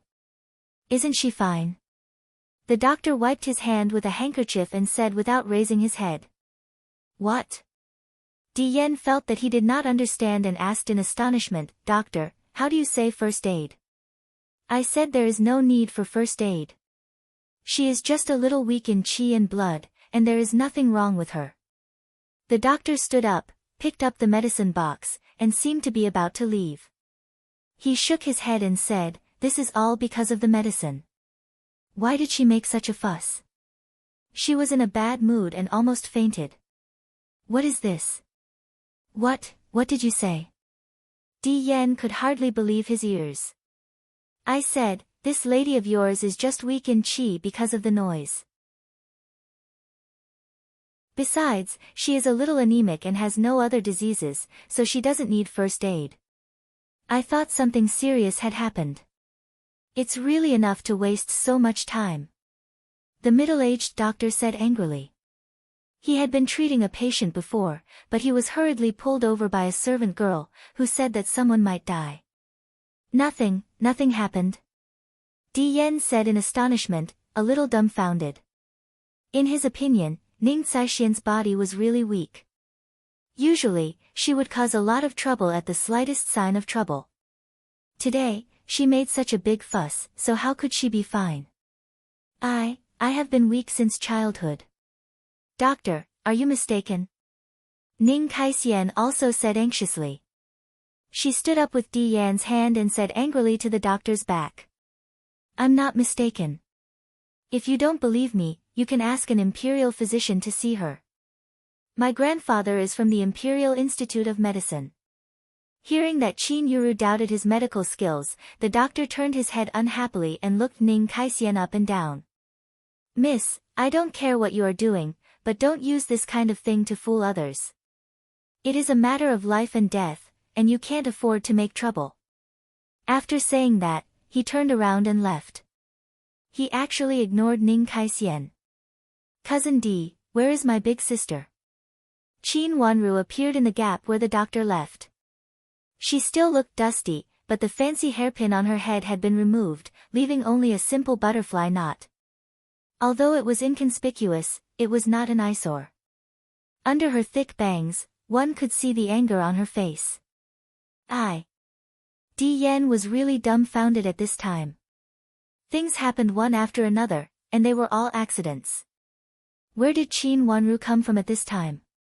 Didn't she go back to the mansion early? "Cousin Di, you and my big sister are going to be engaged soon." "Who is she? Why are you so intimate with her? Is it possible that you want to marry her instead of my big sister?" Qin Wanru's eyes fell on Ning Kaisian coldly. She looked her up and down and said sarcastically, "She is so sick and weak. She deliberately pretended to hold you back, right?" If these words were said before, Di Yan would not believe it. But before, the doctor said that Ning Kaisian was not seriously ill, and this doctor seemed to have good medical skills. Di Yan was at a loss at this time. Hearing Qin Wanru's words and thinking of Qin Yuru's look of leaving without caring about him, he also panicked. He pulled away Ning Caishian's hand that was holding him tightly, pushed Ning Kaisian into the arms of her servant girl, and said to Qin Wanru anxiously, "I'm going to find cousin Yu." Cousin. Ning Kaisian called subconsciously. First Miss Ning, right? Why are you holding Cousin D? Is he your fiancé or my big sister's? Could it be possible that you and Cousin D are secretly accepting my big sister? Qin Wanru stood in front of Ning Kaisian gracefully, and her voice was a little cold. Although I am young, I have also heard of such means of pretending to be sick. Isn't it what concubines do? Could it be possible that First Miss Ning is destroying the marriage between Cousin D and my big sister? I. Ning Kaisian really did not know why things developed like this, and who was this inconspicuous girl in front of her. Her mind was in a mess, and her whole body was trembling. First Miss Ning, I'm leaving. Don't make trouble. I have to find my big sister. If something happens to my big sister, our Qin's mansion will definitely ask you for justice. Qin Wanru looked her up and down, and then turned to leave with Yujie. Although she came and went in a hurry, she made a comprehensive conclusion of the matter. She is really a bitch. She even wants to destroy other people's marriage. She is still pretending to be sick. It seems that she is going to die. As expected, it is what concubines do. The two misses of Ning's mansion are not good people. The people around understood and immediately burst into laughter. No one would be polite to such a bitch who wanted to destroy other people's marriage. Especially when she pretended to be delicate and didn't let go of Di Yan just now. No one knew who first threw the rotten leaves in his hand, and it hit Ning Saishian's face. Then someone threw eggs, rotten fruits, and some other rotten things. Seeing that the situation was not good, the doorman and servant girl of Ning's mansion hurriedly protected Ning Kaisian and retreated into the mansion. But even so, Ning Kaisian was still hit by a few rotten eggs, and she retreated to the door in embarrassment. Leaning against the door, Ning Kaisian gasped heavily. She felt that she was out of breath and wanted to faint. In the past, she had always been delicate and had never suffered like this. Everyone was careful when dealing with her, for fear that she would faint if they were not careful enough, and that would be a little unpleasant to hear. First miss, let me take you to change clothes first. This is too smelly. The servant girl pulled her and ran inside, while pinching her nose and saying.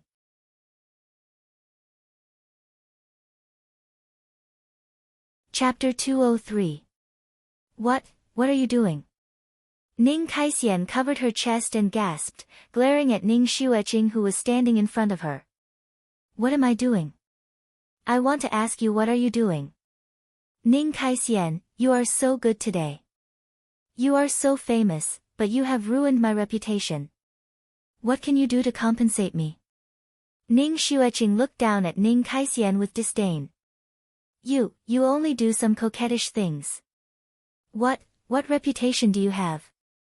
Ning Kaisian glared back at her unwillingly. It doesn't matter what I do. At least I won't let people block the door and curse me for robbing someone's marriage. You are so despicable. Ning Xueqing sneered. It doesn't matter to me whether or not your reputation is bad, but you are a daughter of the Ning family.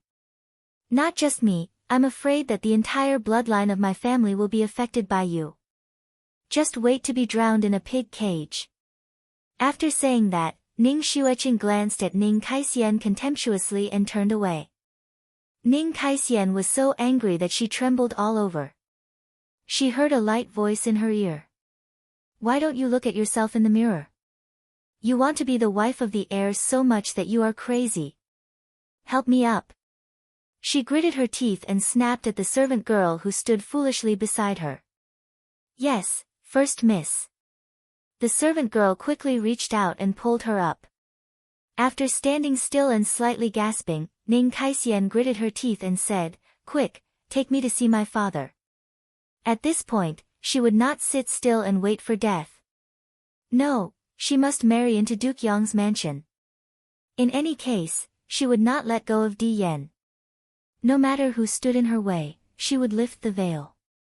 The venom in her heart overflowed little by little. Qin Yuru had hurt her to this point, so she would never let her go. The unremarkable girl with gray hair and hair just now should be the second miss of Qin's mansion, right?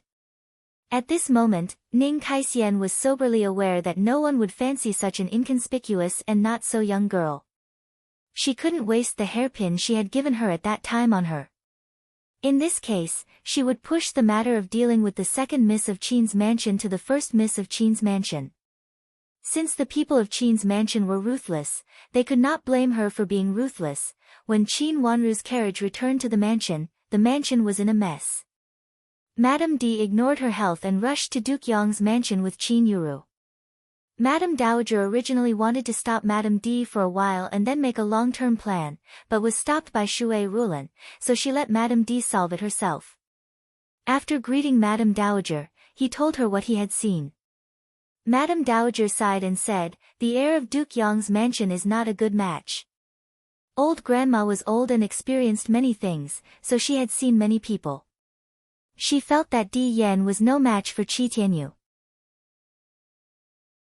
However, Madame D insisted on breaking off the marriage and even schemed against Qin Wanru. Now it was hard for her to make a concession. "Mother, we can't intervene in this matter. Let them solve it themselves." Shui Rulan sat aside and comforted old grandma softly. "Yuru, alas." Old grandma sighed helplessly and didn't know what to say. "Grandma, can't the marriage be done?" Qin Wanru asked curiously. "No, it can't be done. Even if Madame D is, it can't be done." Old grandma said slowly and reached out to rub her forehead, feeling a headache. The marriage between the two families had not been settled yet, but Di Yan was already like this.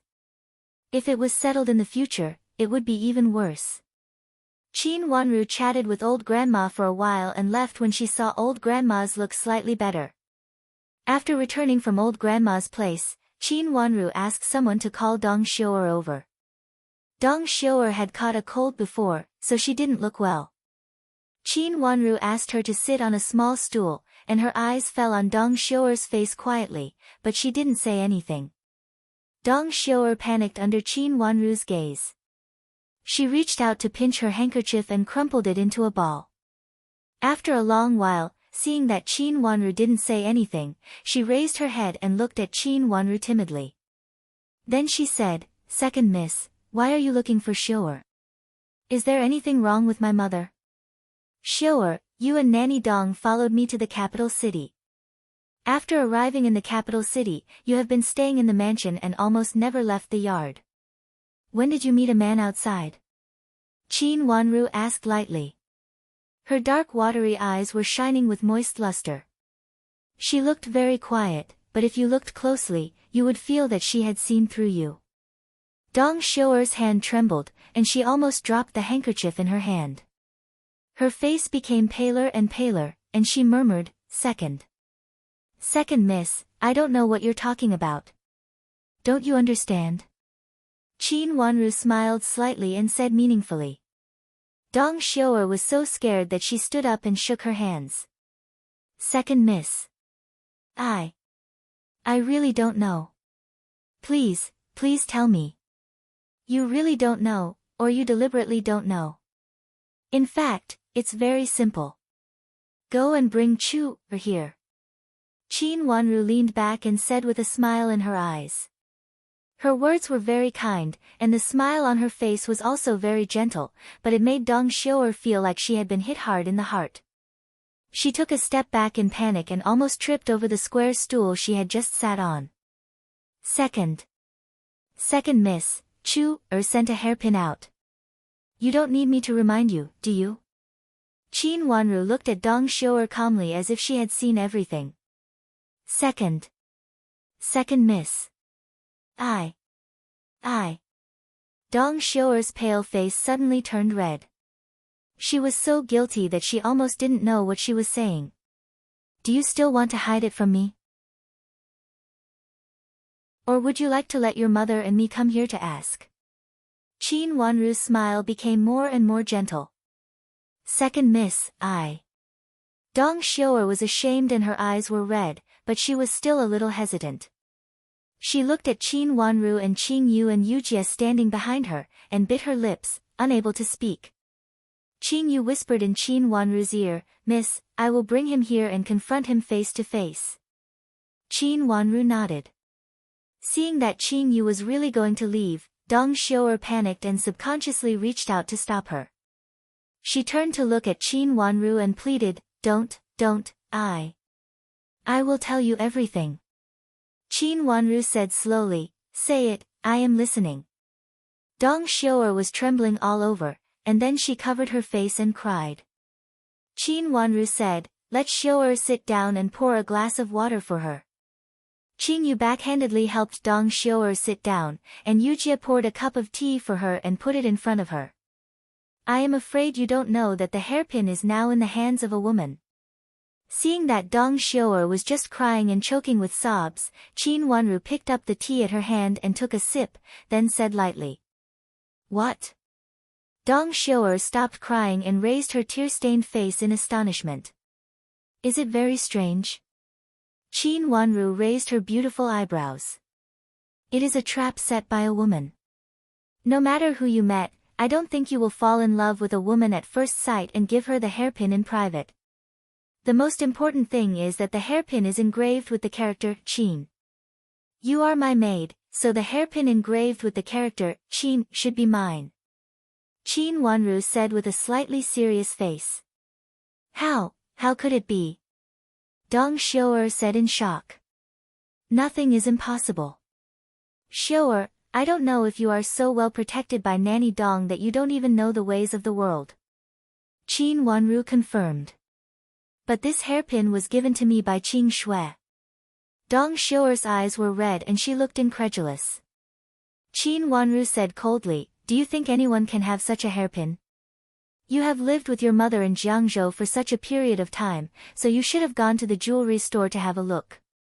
Can such an accessory really belong to a maid like Qing Shui?" Her words made Dong Xiu'er speechless for a while. In fact, she had been panicking.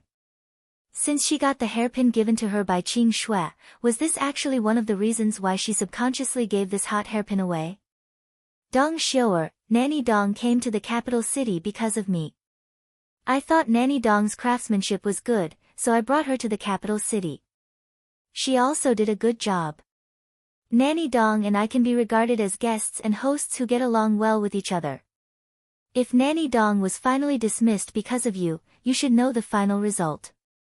The capital city is not Jiangzhou, where you are unfamiliar with the people and the place. Anything can happen." Qin Wanru's face turned cold, and her watery eyes fell on Dong Xiu'er like ice. "Did you really give that hairpin away without thinking about anything?" In the past, she looked gentle, just a little miss who had not grown up, and she had always been kind to Dong Xiu'er. Now her face turned cold, and her icy momentum made Dong Xiu'er not dare to despise her anymore. Every time she sobered up, she realized that the person in front of her was not the same as her, but the second miss of Ningyuan Army General's mansion, the person who could decide the fate of her mother and herself. The secret in her heart loosened in fear. She did not dare to look at Qin Wanru, lowered her head, twisted the handkerchief in her hand, bit her lip, and said sadly, "Second miss, was my hairpin really taken away by a woman?" It was a woman, and she was the one who had a dispute with first miss today. "If it were not for Nanny Dong, Xiu'er, I actually would not care about your business," Qin Wanru said with a little coldness. If she had not found out early and brought up the matter between Ning Kaixian and Di Yan, she would have been inexplicably harmed. At that time, even if she had a whole body full of mouths, she would not be able to explain herself. Dong Xiu'er had not been out of the mansion, and she was the one who went out. Dong Xiu'er did not have that kind of hairpin, so she could only have the hairpin. Sensen had targeted her in all kinds of ways. She, who could not explain herself, might go back to the old way in her last life. Madame D viciously used Ning Kaixian to ruin her, but now it was Qin Yuru or herself who would be ruined.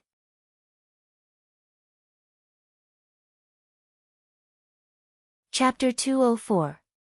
Dong Xiu'er's story was simple. The hairpin was given to her by Qing Shui, who said that it was a reward from her master. Qing Shui said that although she was a principal maid in Jifang Pavilion, she was not favored. In the past, second Miss did not really treat her as a confidant. The purpose of giving the hairpin to Dong Xiu'er was not only to make friends with her, but also to let Nanny Dong put in a good word for her. Dong Xiu'er saw Qing Shue's situation in Jifang Pavilion clearly, so she felt that what Qing Shue said was true. Therefore, she accepted the hairpin after Qing Shue repeatedly hinted. Dong Xiu'er once saw the man when she accompanied Qing Shue to Madame D's place to do something. Originally, Qing Shue and her maid Chu-er went together. But when they were about to leave, Chu-er suddenly had a stomachache, so she asked Dong Xiu'er to help her.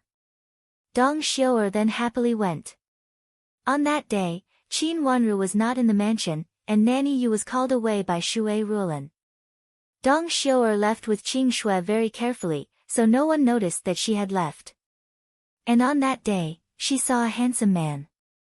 After the two of them accidentally bumped into each other, the man gently pulled her up. Then, he affectionately asked for her name and said that he had never seen a woman like her before. He fell in love with her at first sight and wanted to ask the elders of her family to marry her. Dong Xiu'er had been protected by Nanny Dong in the past, so she had never seen such a affectionate and gentle man. She blushed for a moment, but she still told him her name. Then the man left a jade pendant as a keepsake and left. When Qing Shue came over, she happened to see the man saying goodbye to Dong Xiu'er and asking her to take good care of her. He said that it would not be long before he came to marry Dong Xiu'er. Although Dong Xiu'er was older, she had never encountered such a thing. At that time, she was also frightened. But later, Qing Shue repeatedly said that the man was good. He was a cousin who had a relationship with Qin's mansion and was a Xiuzai. His family had some property, a good reputation, and a good talent. If she could marry this man, she would not have to work so hard in the future. Dong Xiu'er said a lot of nice things about this man. She was really moved. She hid the jade pendant and came back with Qing Shue. Then, Qing Shue brought a letter from time to time, saying that when the Xiuzai entered the mansion, he secretly had someone send it to her place and asked her to bring it to Dong Xiu'er. After a while, Dong Xiu'er was full of wanting to marry this promising Xiuzai. Qing Shue also said that the Xiuzai had given her a jade pendant, so she had to express her gratitude. Qing Shue hinted that the jade pendant was very valuable, so she had to give him something of equal value. The only thing she had in her hands was the hairpin that Qing Shue had asked Madame Dong to put in a good word for her. That was how Chu came to send the hairpin. As for the place, Qing Shue had helped her discuss it before. Cousin. Qin Wanru looked at Qing Yu. Compared with Yu Jie, Qing Yu knew more about the affairs in the mansion. Qing Yu thought for a while and said with certainty, "No, our Qin's mansion has just moved here. Madame D's maiden family is Duke Yong's mansion. If he is not from Duke Yong's mansion, he has no other cousin." Qin Wanru narrowed her eyes and said, "Then where did he come from?" "Miss, I'll go and check." Qing Yu turned to leave, but was stopped by Qin Wanru. "Xiu'er, how long ago did you see him?" "About a month ago." Dong Xiu'er bit her lip, lowered her head, and told her the matter clearly. Qin Wanru was silent for a while and said, "It's been more than a month. I'm afraid it's hard to find out. Too much time had passed." "Didn't you say that there were always letters sent here?" Qing Yu said in confusion, "Since there are letters, we can naturally find out who has been coming here recently. A man in the backyard should be able to find out." Yu Jie shook her head and said, "A letter doesn't have to come here in person." Dong Xiu'er bit the corner of her lips tightly, and tears fell down her cheeks one by one. By this time, how could she not understand that she had been deceived? It should be Qing Shue's intention to bump into the man that day. "Second Miss, it's my fault." Dong Xiu'er knelt down, covered her face with a handkerchief, and cried. Qin Wanru frowned and looked at Yu Jie. Yu Jie hurried to help Dong Xiu'er up.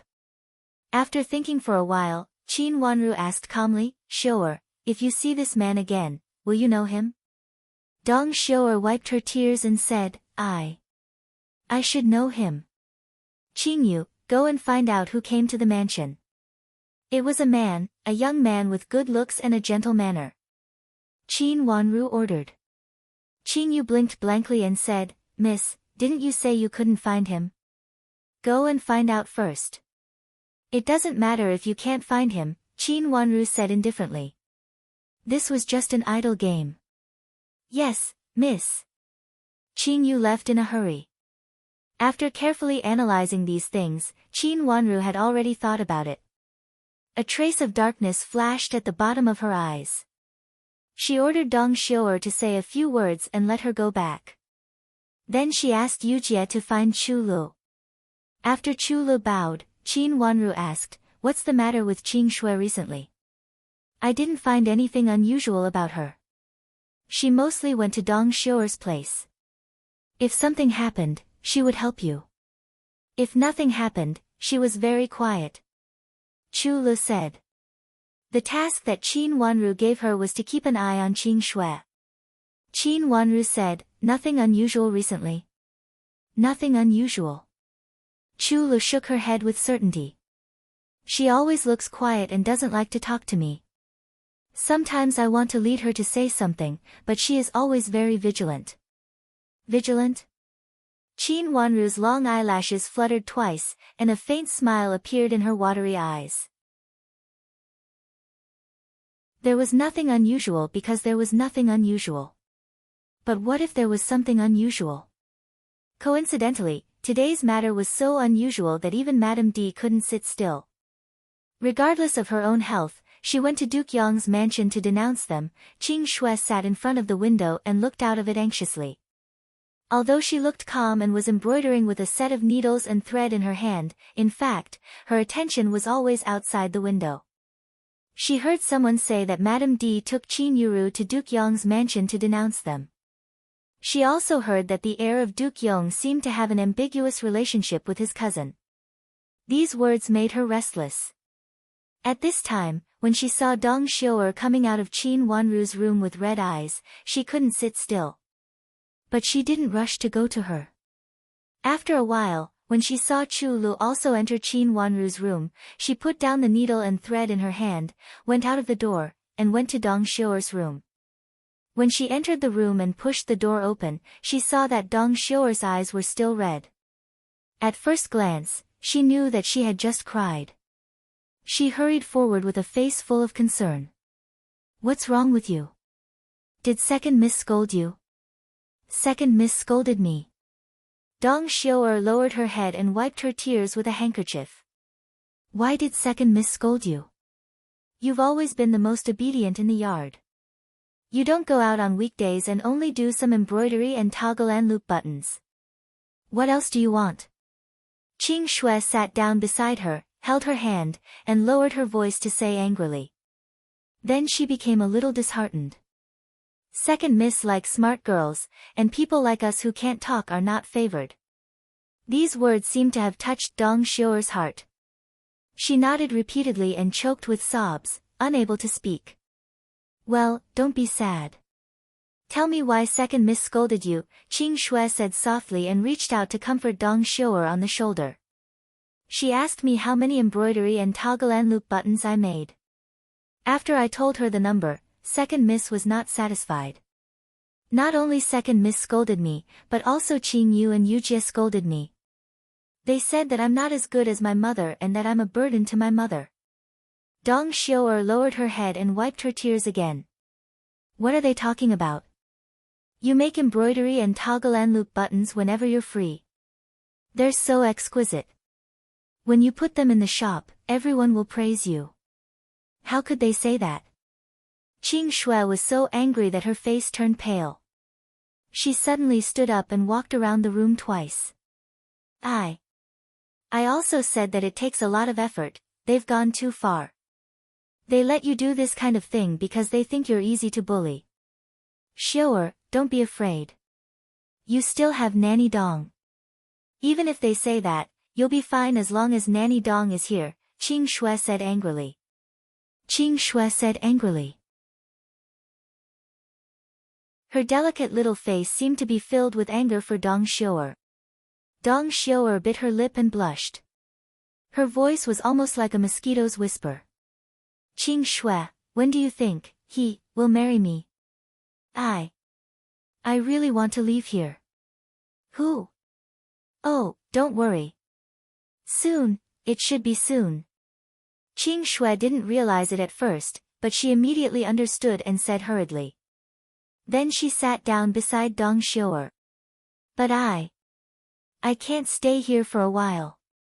It's too depressing here. Dong Xiu'er lowered her head with a red face and said in frustration. Don't say such discouraging words. Even if second miss doesn't like you, you have Nanny Dong. For Nanny Dong's sake, she can't say anything, right? Qing Shui said softly. But I feel uneasy. I want to see him. Dong Xiu'er cried again. Her tears fell one by one, and her face was immediately covered with tears. She turned around and held Qing Shui's hand. Sister Qing Shui, can you help me? I just want to see him.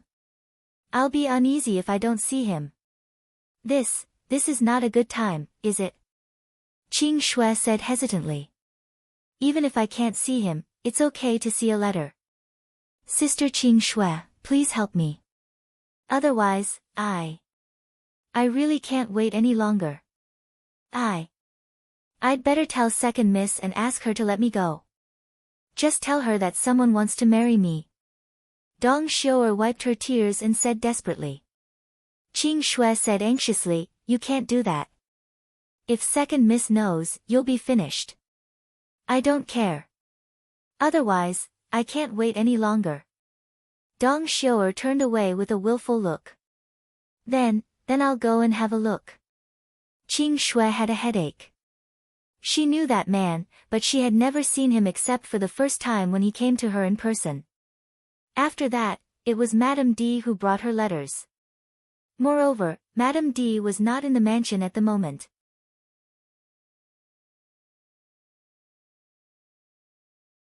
Chapter 205. Qing Shui went out and quietly took Dong Xiu'er with her. Since something happened to the first miss in the mansion, the second miss went to Madame Dowager's place to comfort her. The servants in the yard were also busy, so no one noticed that Qing Shui had left after coming back. However, even if they noticed, everyone was secretly speculating about the first Mississippi. It was not a big deal to talk about it in private with a few people they could talk about it. Qing Shui took Dong Xiu'er to the back door under such circumstances. The old maid at the back door had been sent away by Qing Shui. When Dong Xiu'er followed Qing Shui to the back door, she saw the man she missed standing under the tree at the door from a distance. She was so sad that her eyes turned red before she reached him. Xiu'er, you should be happy. You see, as soon as I went out to tell him, he came right away. I was afraid you would be worried. Qing Shui quickly comforted her. Then, she took her to the man dressed like a scholar and was about to leave. However, her hand was grabbed by Dong Xiu'er.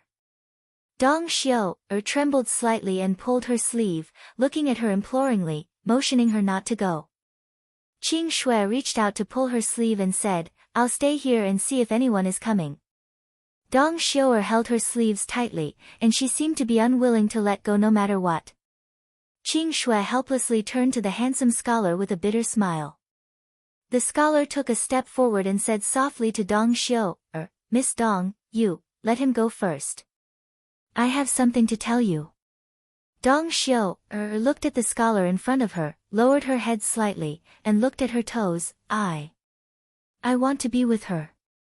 You say it. The scholar hesitated and said, it's not convenient for her to be here.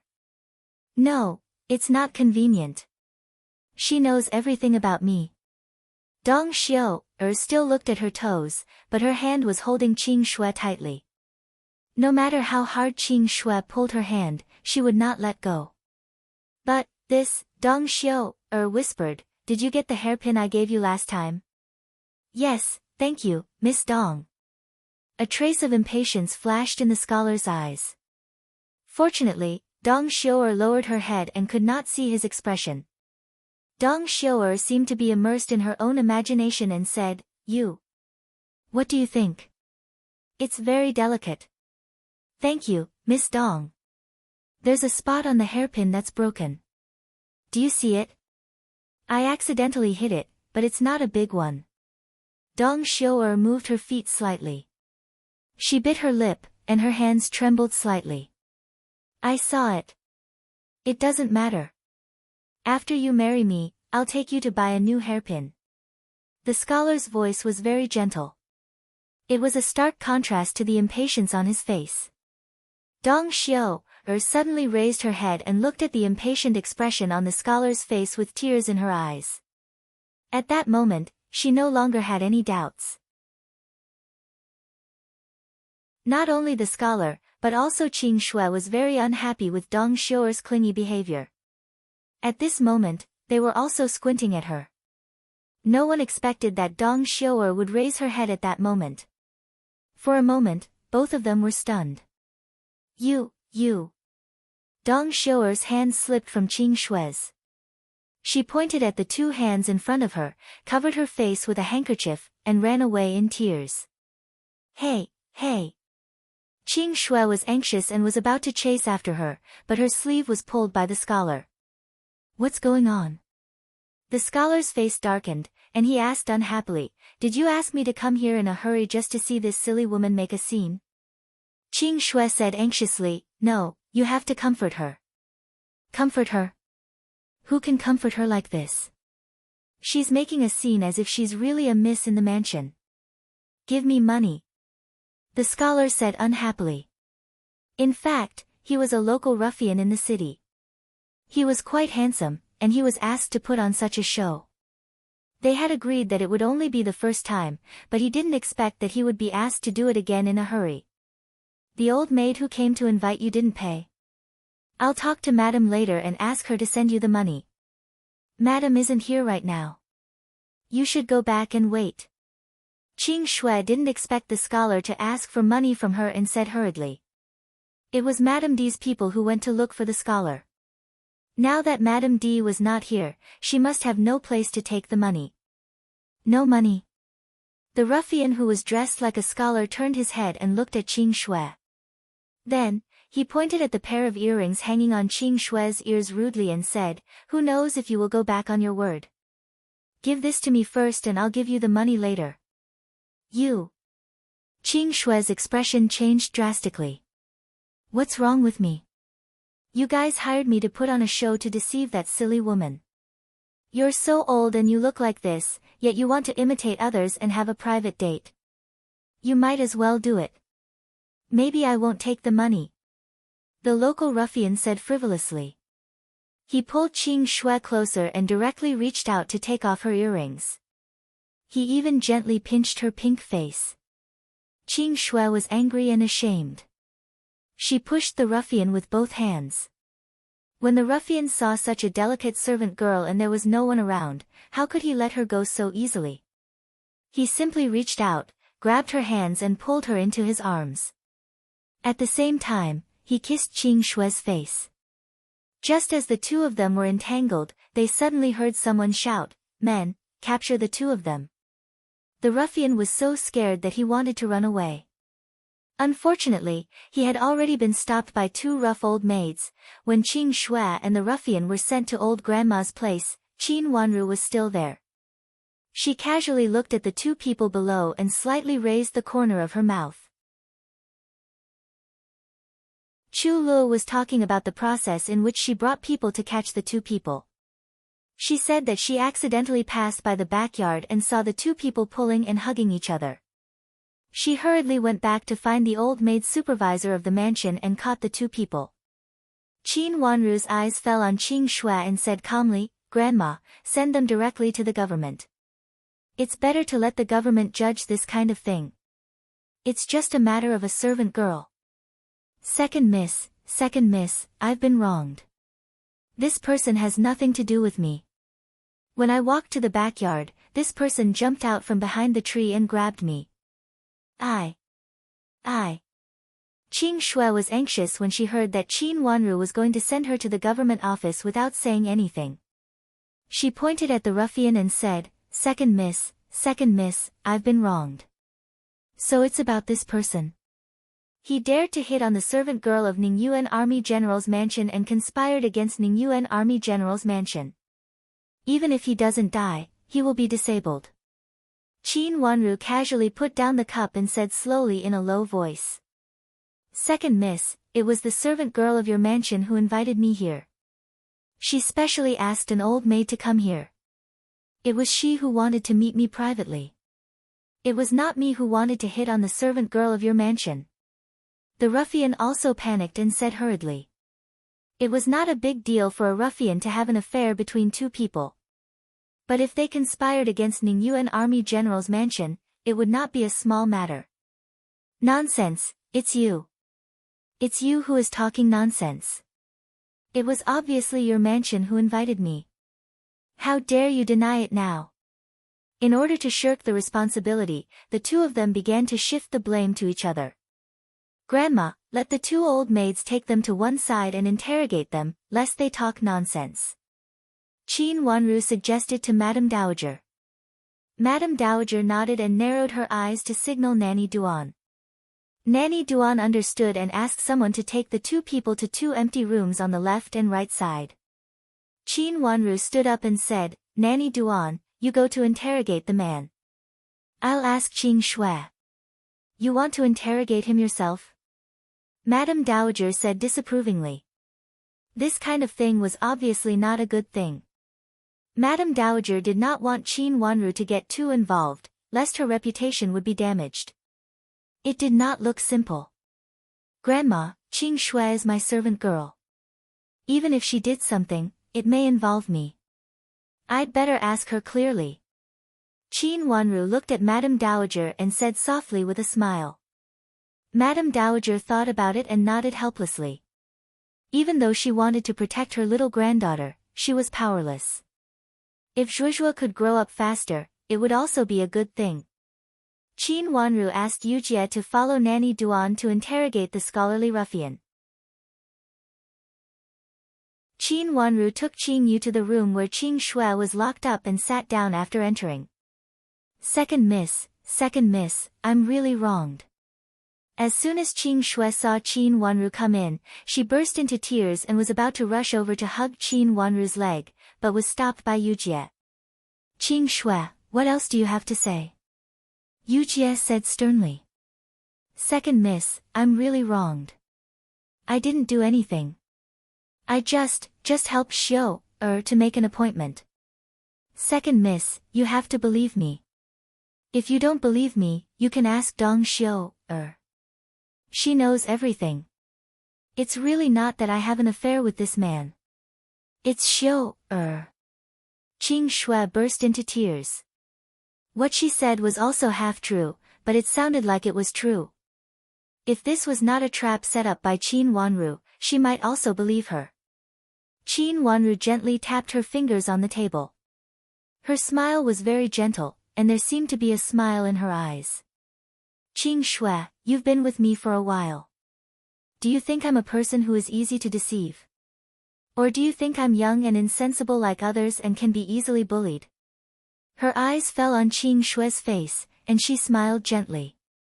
Today, she was dressed as usual. Her heavy bangs had already been pinned up. Her little face was angry and happy at the same time, showing a kind of indifference and leisure that was different from her age, as if the person in front of her was not her principal servant girl. As if what was happening in front of her was not a scandal that happened around her. As if she had been used to this kind of thing, Qing Shui began to tremble. It was not the kind of scream that deliberately dragged out her voice just now, but she was really trembling. Her teeth were chattering, and a chill rose in her heart, causing her to directly collapse to the ground. Was Qin Wanru a master who was bullied? Of course not. Since she followed Qin Wanru, she had been careful, because she felt that this master was so clever that she dared not to take any action. She could only lurk in the dark and wait for the right opportunity. When the matter of Dong Xiu was carried out quietly, she was still secretly complacent. After all, she was just a young lady who had not grown up. Even if she was clever, it was useless. Now, when she saw this pair of eyes that seemed to see through everything, she realized how wrong she was.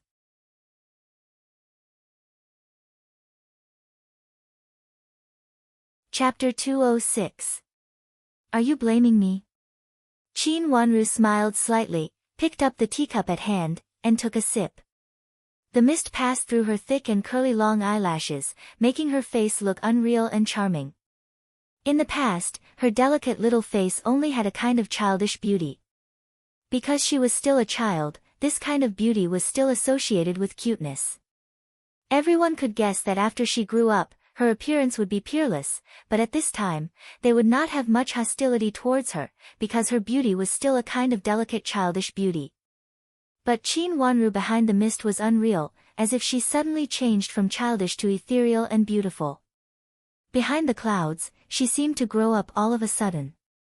She was weak with charm, but also cold and beautiful, and even had a kind of chill that made Qing Shui tremble. Qing Shui, you were bought as a slave early, but you did not enter Ning Yuan Army General's mansion. Instead, you were raised in a farm, where there were old maids to discipline you. You were smart and good-looking, so you were bought into Qin's mansion for the second time, and then you became my servant girl. But unfortunately, Chu Lu was also bought with you. She happened to know you when she was a child, and also knew that you had been bought into Qin's mansion. Qin Wanru's eyes fell on Qing Shui slightly. Second miss, you were bought, of course, to deal with me. You were placed by my side, and at least you would know some of my actions. And you are smart, and you would not follow the previous path of Qing Chui. Of course, at the beginning, Madame D left you in the farm not to deal with me, but to cultivate you to be Big Sister's personal servant girl. Qin Wanru continued to say in a low and slow voice. Her soft voice was very pleasant, but fell in Qing Shui's ears like the evening drum and morning bell, and shocked her so much that she almost stared blankly. Not many people knew these things, even Chu Lu did not know. Now that they had arrived in the capital, it was even more impossible to inquire about what happened in the past. But Qin Wanru said it so clearly, as if she was also present at that time. You must be very unwilling.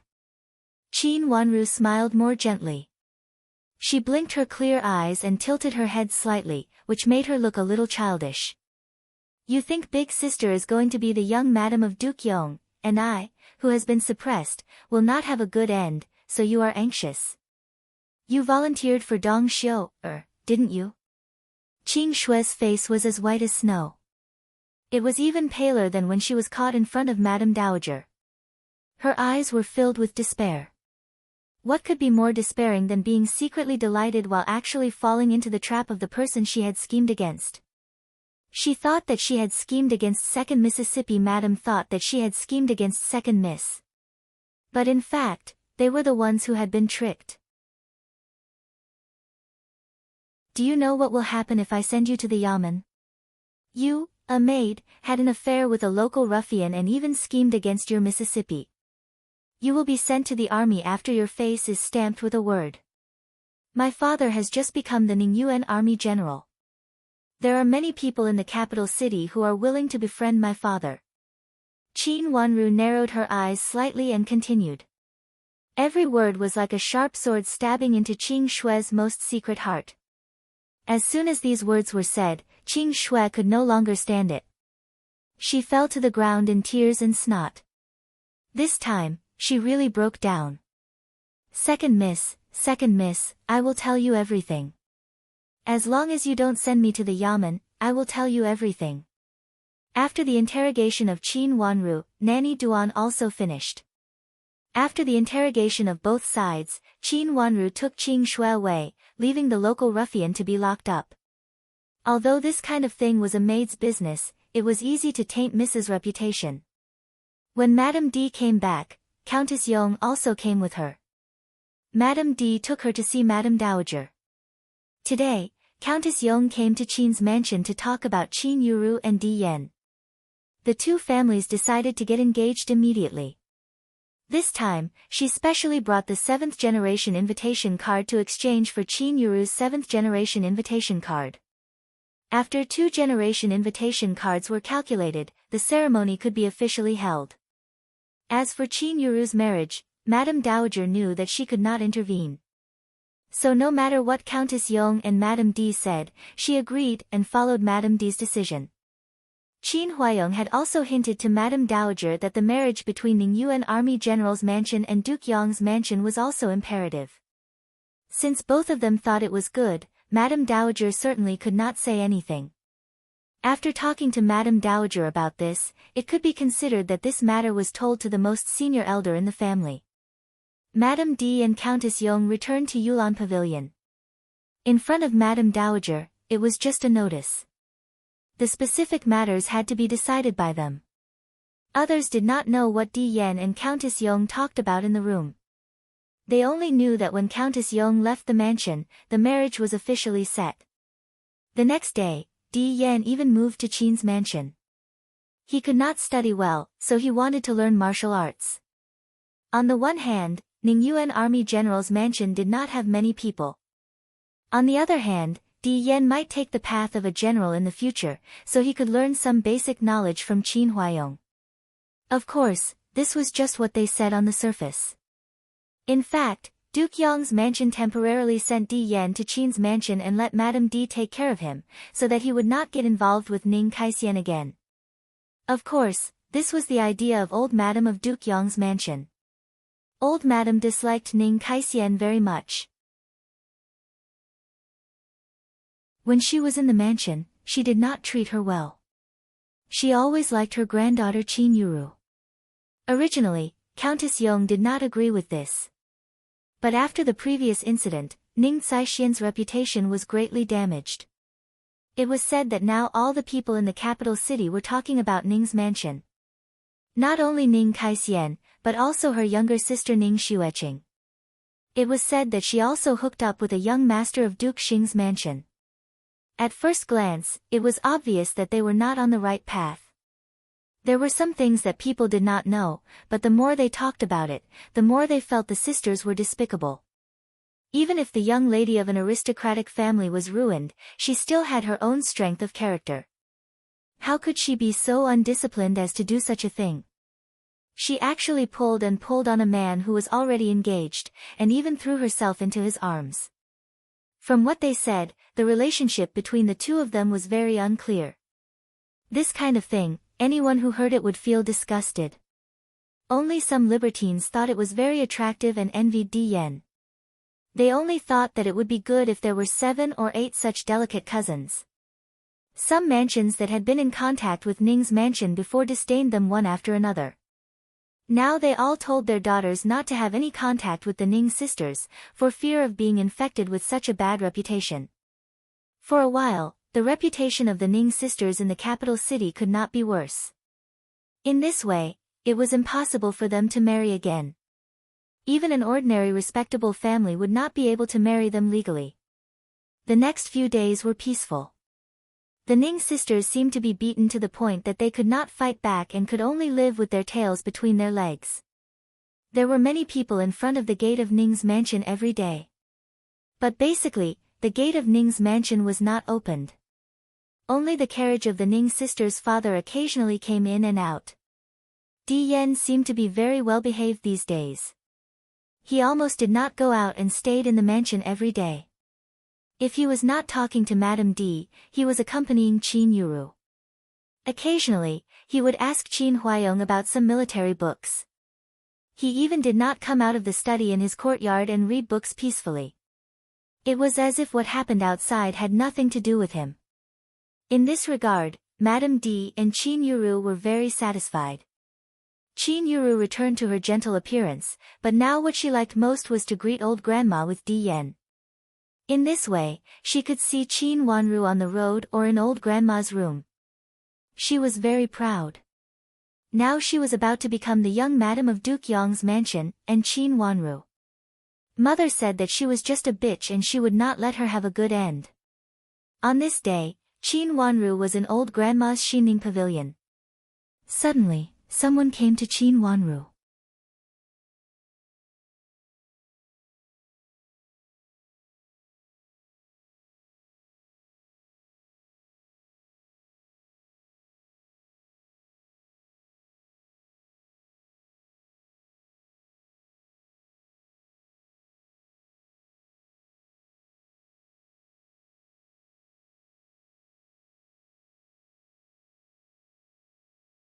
The old maid pushed the exquisite hairpin in her hand to Qing Shui.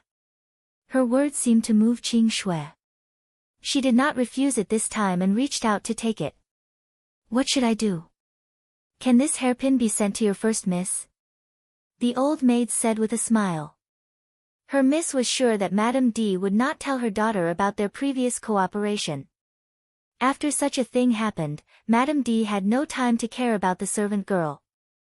The servant girl definitely did not know that it was her miss who made trouble. This was a very good loophole. Why? Qing Shui was shocked and asked in astonishment, what does it have to do with the first miss? No, I'll go to the first miss's place now and ask her to give Dong Xiu, a hairpin. Otherwise, how could Dong Xiu, get such a good hairpin? The old maid asked back, which made Qing Shui speechless. In fact, you don't have to disturb the first Mississippi. You can ask her servant girl. She has to be in touch with the masters. Didn't you say that you are not favored by the second miss? How can she have such a precious hairpin again and again? Besides, if you ask the first miss servant girl to do it, even if something goes wrong, you will not be involved, right? The old maid advised. Her words and her previous words made Qing Shui hesitate. Seeing that she did not speak, the old maid knew that she had a chance. She immediately lowered her voice and advised, Miss Qing Shui, with your current status, you'd better not get involved. With your madam's character, you may die an ugly death in the end. You can secretly send this hairpin to the first miss or her personal servant girl, and then talk to your madam. Your madam will definitely agree. Madam doesn't like to involve the first miss in things. Qing Shui lowered her head uneasily. Then you can secretly put it there. After that, you can tell me. I will find a way to find the first miss servant girl and ask her to find a way to send the hairpin to Dong Xiu. In this way, it will have nothing to do with you. Anyway, Madam and our miss had a good relationship before, so it is not a big deal. The old maid spoke more and more earnestly, and it seemed that she was considering it from Qing Shui's point of view. Can I? Okay, of course, you can. As long as you put the hairpin in the first Mrs. or the first Mrs. personal maid's place, it's done. What happens next has nothing to do with you. The old maid pointed at the hairpin and said. But I don't know how to send it. You can see the first miss putting it on the road when she comes here. It is such a beautiful hairpin. Your first miss will definitely like it. Qing Yu's words were exactly what the old maid wanted. She hurriedly offered away with a smile. In this way, you don't have to show up, and you don't have to associate with the first Mississippi. You can also stay out of it. Well, okay. Qing Yu was persuaded and nodded. I'll be in the shop opposite behind you every day these days. If you put the things away, come to me. Our miss will do the next thing. The old maid said confidently. Okay. Qing Shui nodded. This matter was settled. Qing Shui also put away the hairpin and returned to the mansion. After closing the back door, Qing Shui smiled at the old maid guarding the door and went back. When she returned to Jifang Pavilion, Qin Wanru had already returned. After asking to see Qin Wanru in the corridor, Qing Yu led her in. In the room, Qin Wanru also just arrived. First miss, this was sent by the previous aunt. She said that she would send the hairpin to the first miss or the first miss personal servant girl, and this earring is for me. After entering the door, Qing Shui told the whole story in detail. Then she took out all the hairpin and earring and presented them respectfully. Yu Jie came over to take the hairpin and earring and put them on the table in front of Qin Wanru. The earring was inlaid with cat's eye stone. The cat's eye stone was transparent and looked very good. This hairpin was even more exquisite. Qin Wanru's eyes slid over the hairpin, and her eyes became deep. This hairpin was indeed very exquisite, or it could be said that it was different from ordinary exquisite, but this style did not seem to be newly made. Qing Shui did not understand the meaning of this hairpin, but she did. This hairpin was not newly made. It should be handed down from the ancestors. Such a hairpin could not be owned by ordinary families. She picked up the hairpin and looked at it carefully in the light. There seemed to be no mark on it, but under the sunlight, on the butterfly wing lace made of exquisite gold ornaments, there was a very small ancient character. Seeing the character on it clearly, Qin Wanru smiled. What a coincidence, what a coincidence.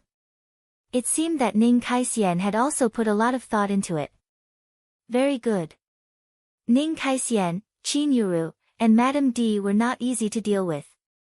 They were all people who could viciously sacrifice others for their own interests. Then let them fight each other.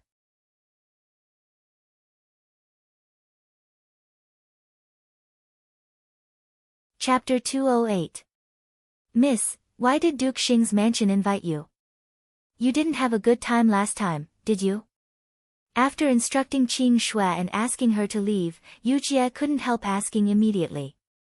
Her eyes fell on some gifts on the table. This was also one of the reasons why Qing Shui went to find Qin Wanru in a hurry. It turned out to be a gift from Duke Xing's mansion, and it also said that Madame of Duke Xing liked Qin Wanru very much, so she invited her to the mansion for a chat. There were 2 gift boxes on the table, both open. In one of the gift boxes was a set of brocade clothes. At first glance, one could tell that the clothes were made of a gorgeous material that could not be bought in the market. Qin Wanru reached out her hand and picked up a piece of cloth. The cloth slid past her palm silently. It was delicate and smooth. Such a good material could only be an offering. The finished clothes were made according to her previous height, and there were orchid embroideries on the corners, just like the orchid embroidered on the clothes of her, Qin Yuru and Qi Rongji that day. The only mistake was that she grew a little too fast during this period, and the clothes were short.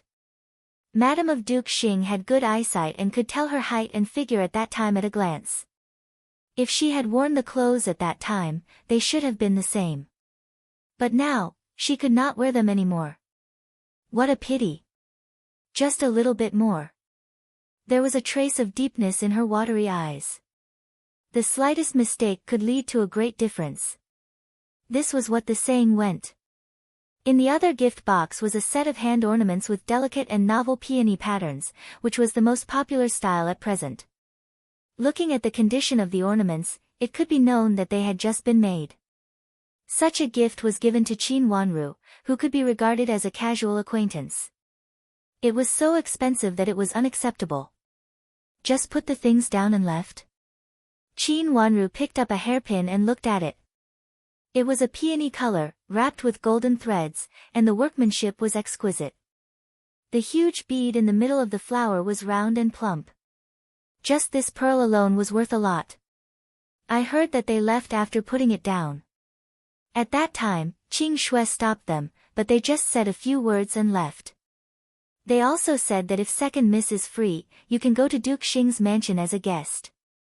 Qing Yu had asked about what happened before, so she said slowly. Miss, didn't Madame of Duke Xing's mansion say that she would come to apologize for what happened to first miss? Why did you come to second miss instead of first miss and Madame D? Yu Jie, who had witnessed the whole thing, couldn't help but ask. Maybe he wants to inquire about something in a roundabout way. Qin Wanru smiled and said thoughtfully. Spy. Listen to what? Pry into eldest Miss's affairs. Why does Madame of Duke Xing pay so much attention to first miss? Yu Jie asked first, and then she immediately realized something in a panic. She widened her eyes and said. Maybe she thinks something is wrong. Qin Wanru narrowed her eyes and looked at the hairpin in her hand. Her eyes turned cold. What misunderstanding? In the last life, they should have misunderstood something at the beginning, but in the end, it should not be a misunderstanding. Instead, they beat Qin Yuru at her own game and deliberately let others think so. Their real purpose was hidden in the fact that Qin Yuru was favored by old Madame of Duke Xing's mansion. In this life, she would reveal this in advance, take action before them, and lead them to misunderstand. She also took action from the misunderstanding, but she, who had grasped the first opportunity, turned the result around. At present, she still didn't understand the cause and effect. Madame of Duke Xing was testing her, and she was also testing Madame of Duke Xing. The reason why she didn't go to Qin Yuru and Madame D first was that Madame of Duke Xing misunderstood. It was all the trouble caused by the clothes embroidered with similar patterns. Qin Yu, help me comb my hair. I want to go out. Qin Wanru put down the hairpin in her hand, walked to the dressing table, and sat down. Go to Duke Xing's mansion. Although Qin Yu followed her, her eyes were full of surprise. No, go to Rui and Great Elder Princess's mansion. I promised Xiao Yuanhao that I would go to see him. I can't always break my promise. Qin Wanru raised her eyebrows slightly and said calmly. Yes, I will help you comb your hair right now. Do you want to change your hairstyle or comb the previous bun? Qin Yu agreed, put down the beautiful hair that Qin Wanru had tied before, and asked.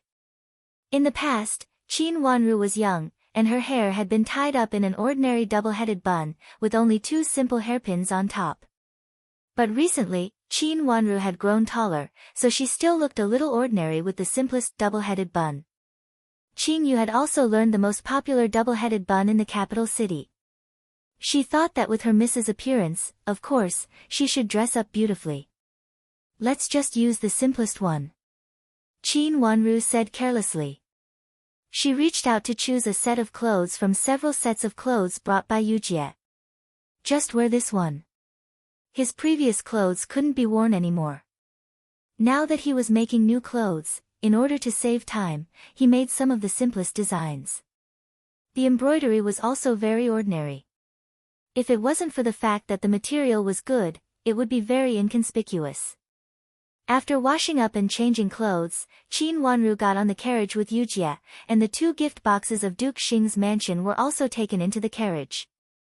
She didn't understand some things very well, but Rui and Great Elder Princess must understand.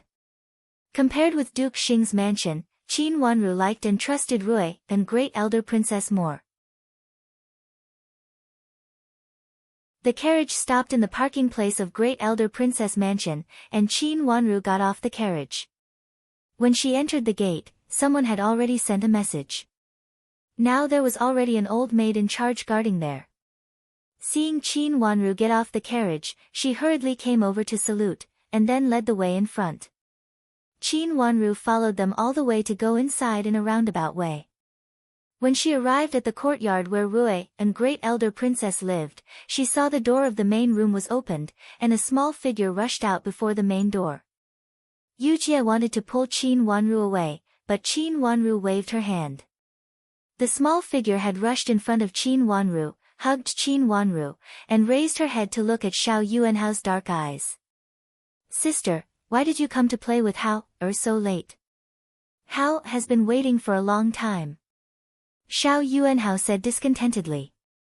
Qin Wanru reached out to touch Xiao Yuanhao's head, and asked with a smile, Hao, have you been well behaved recently? Of course, Hao, has been well behaved, very well behaved. Sister, come in, come in.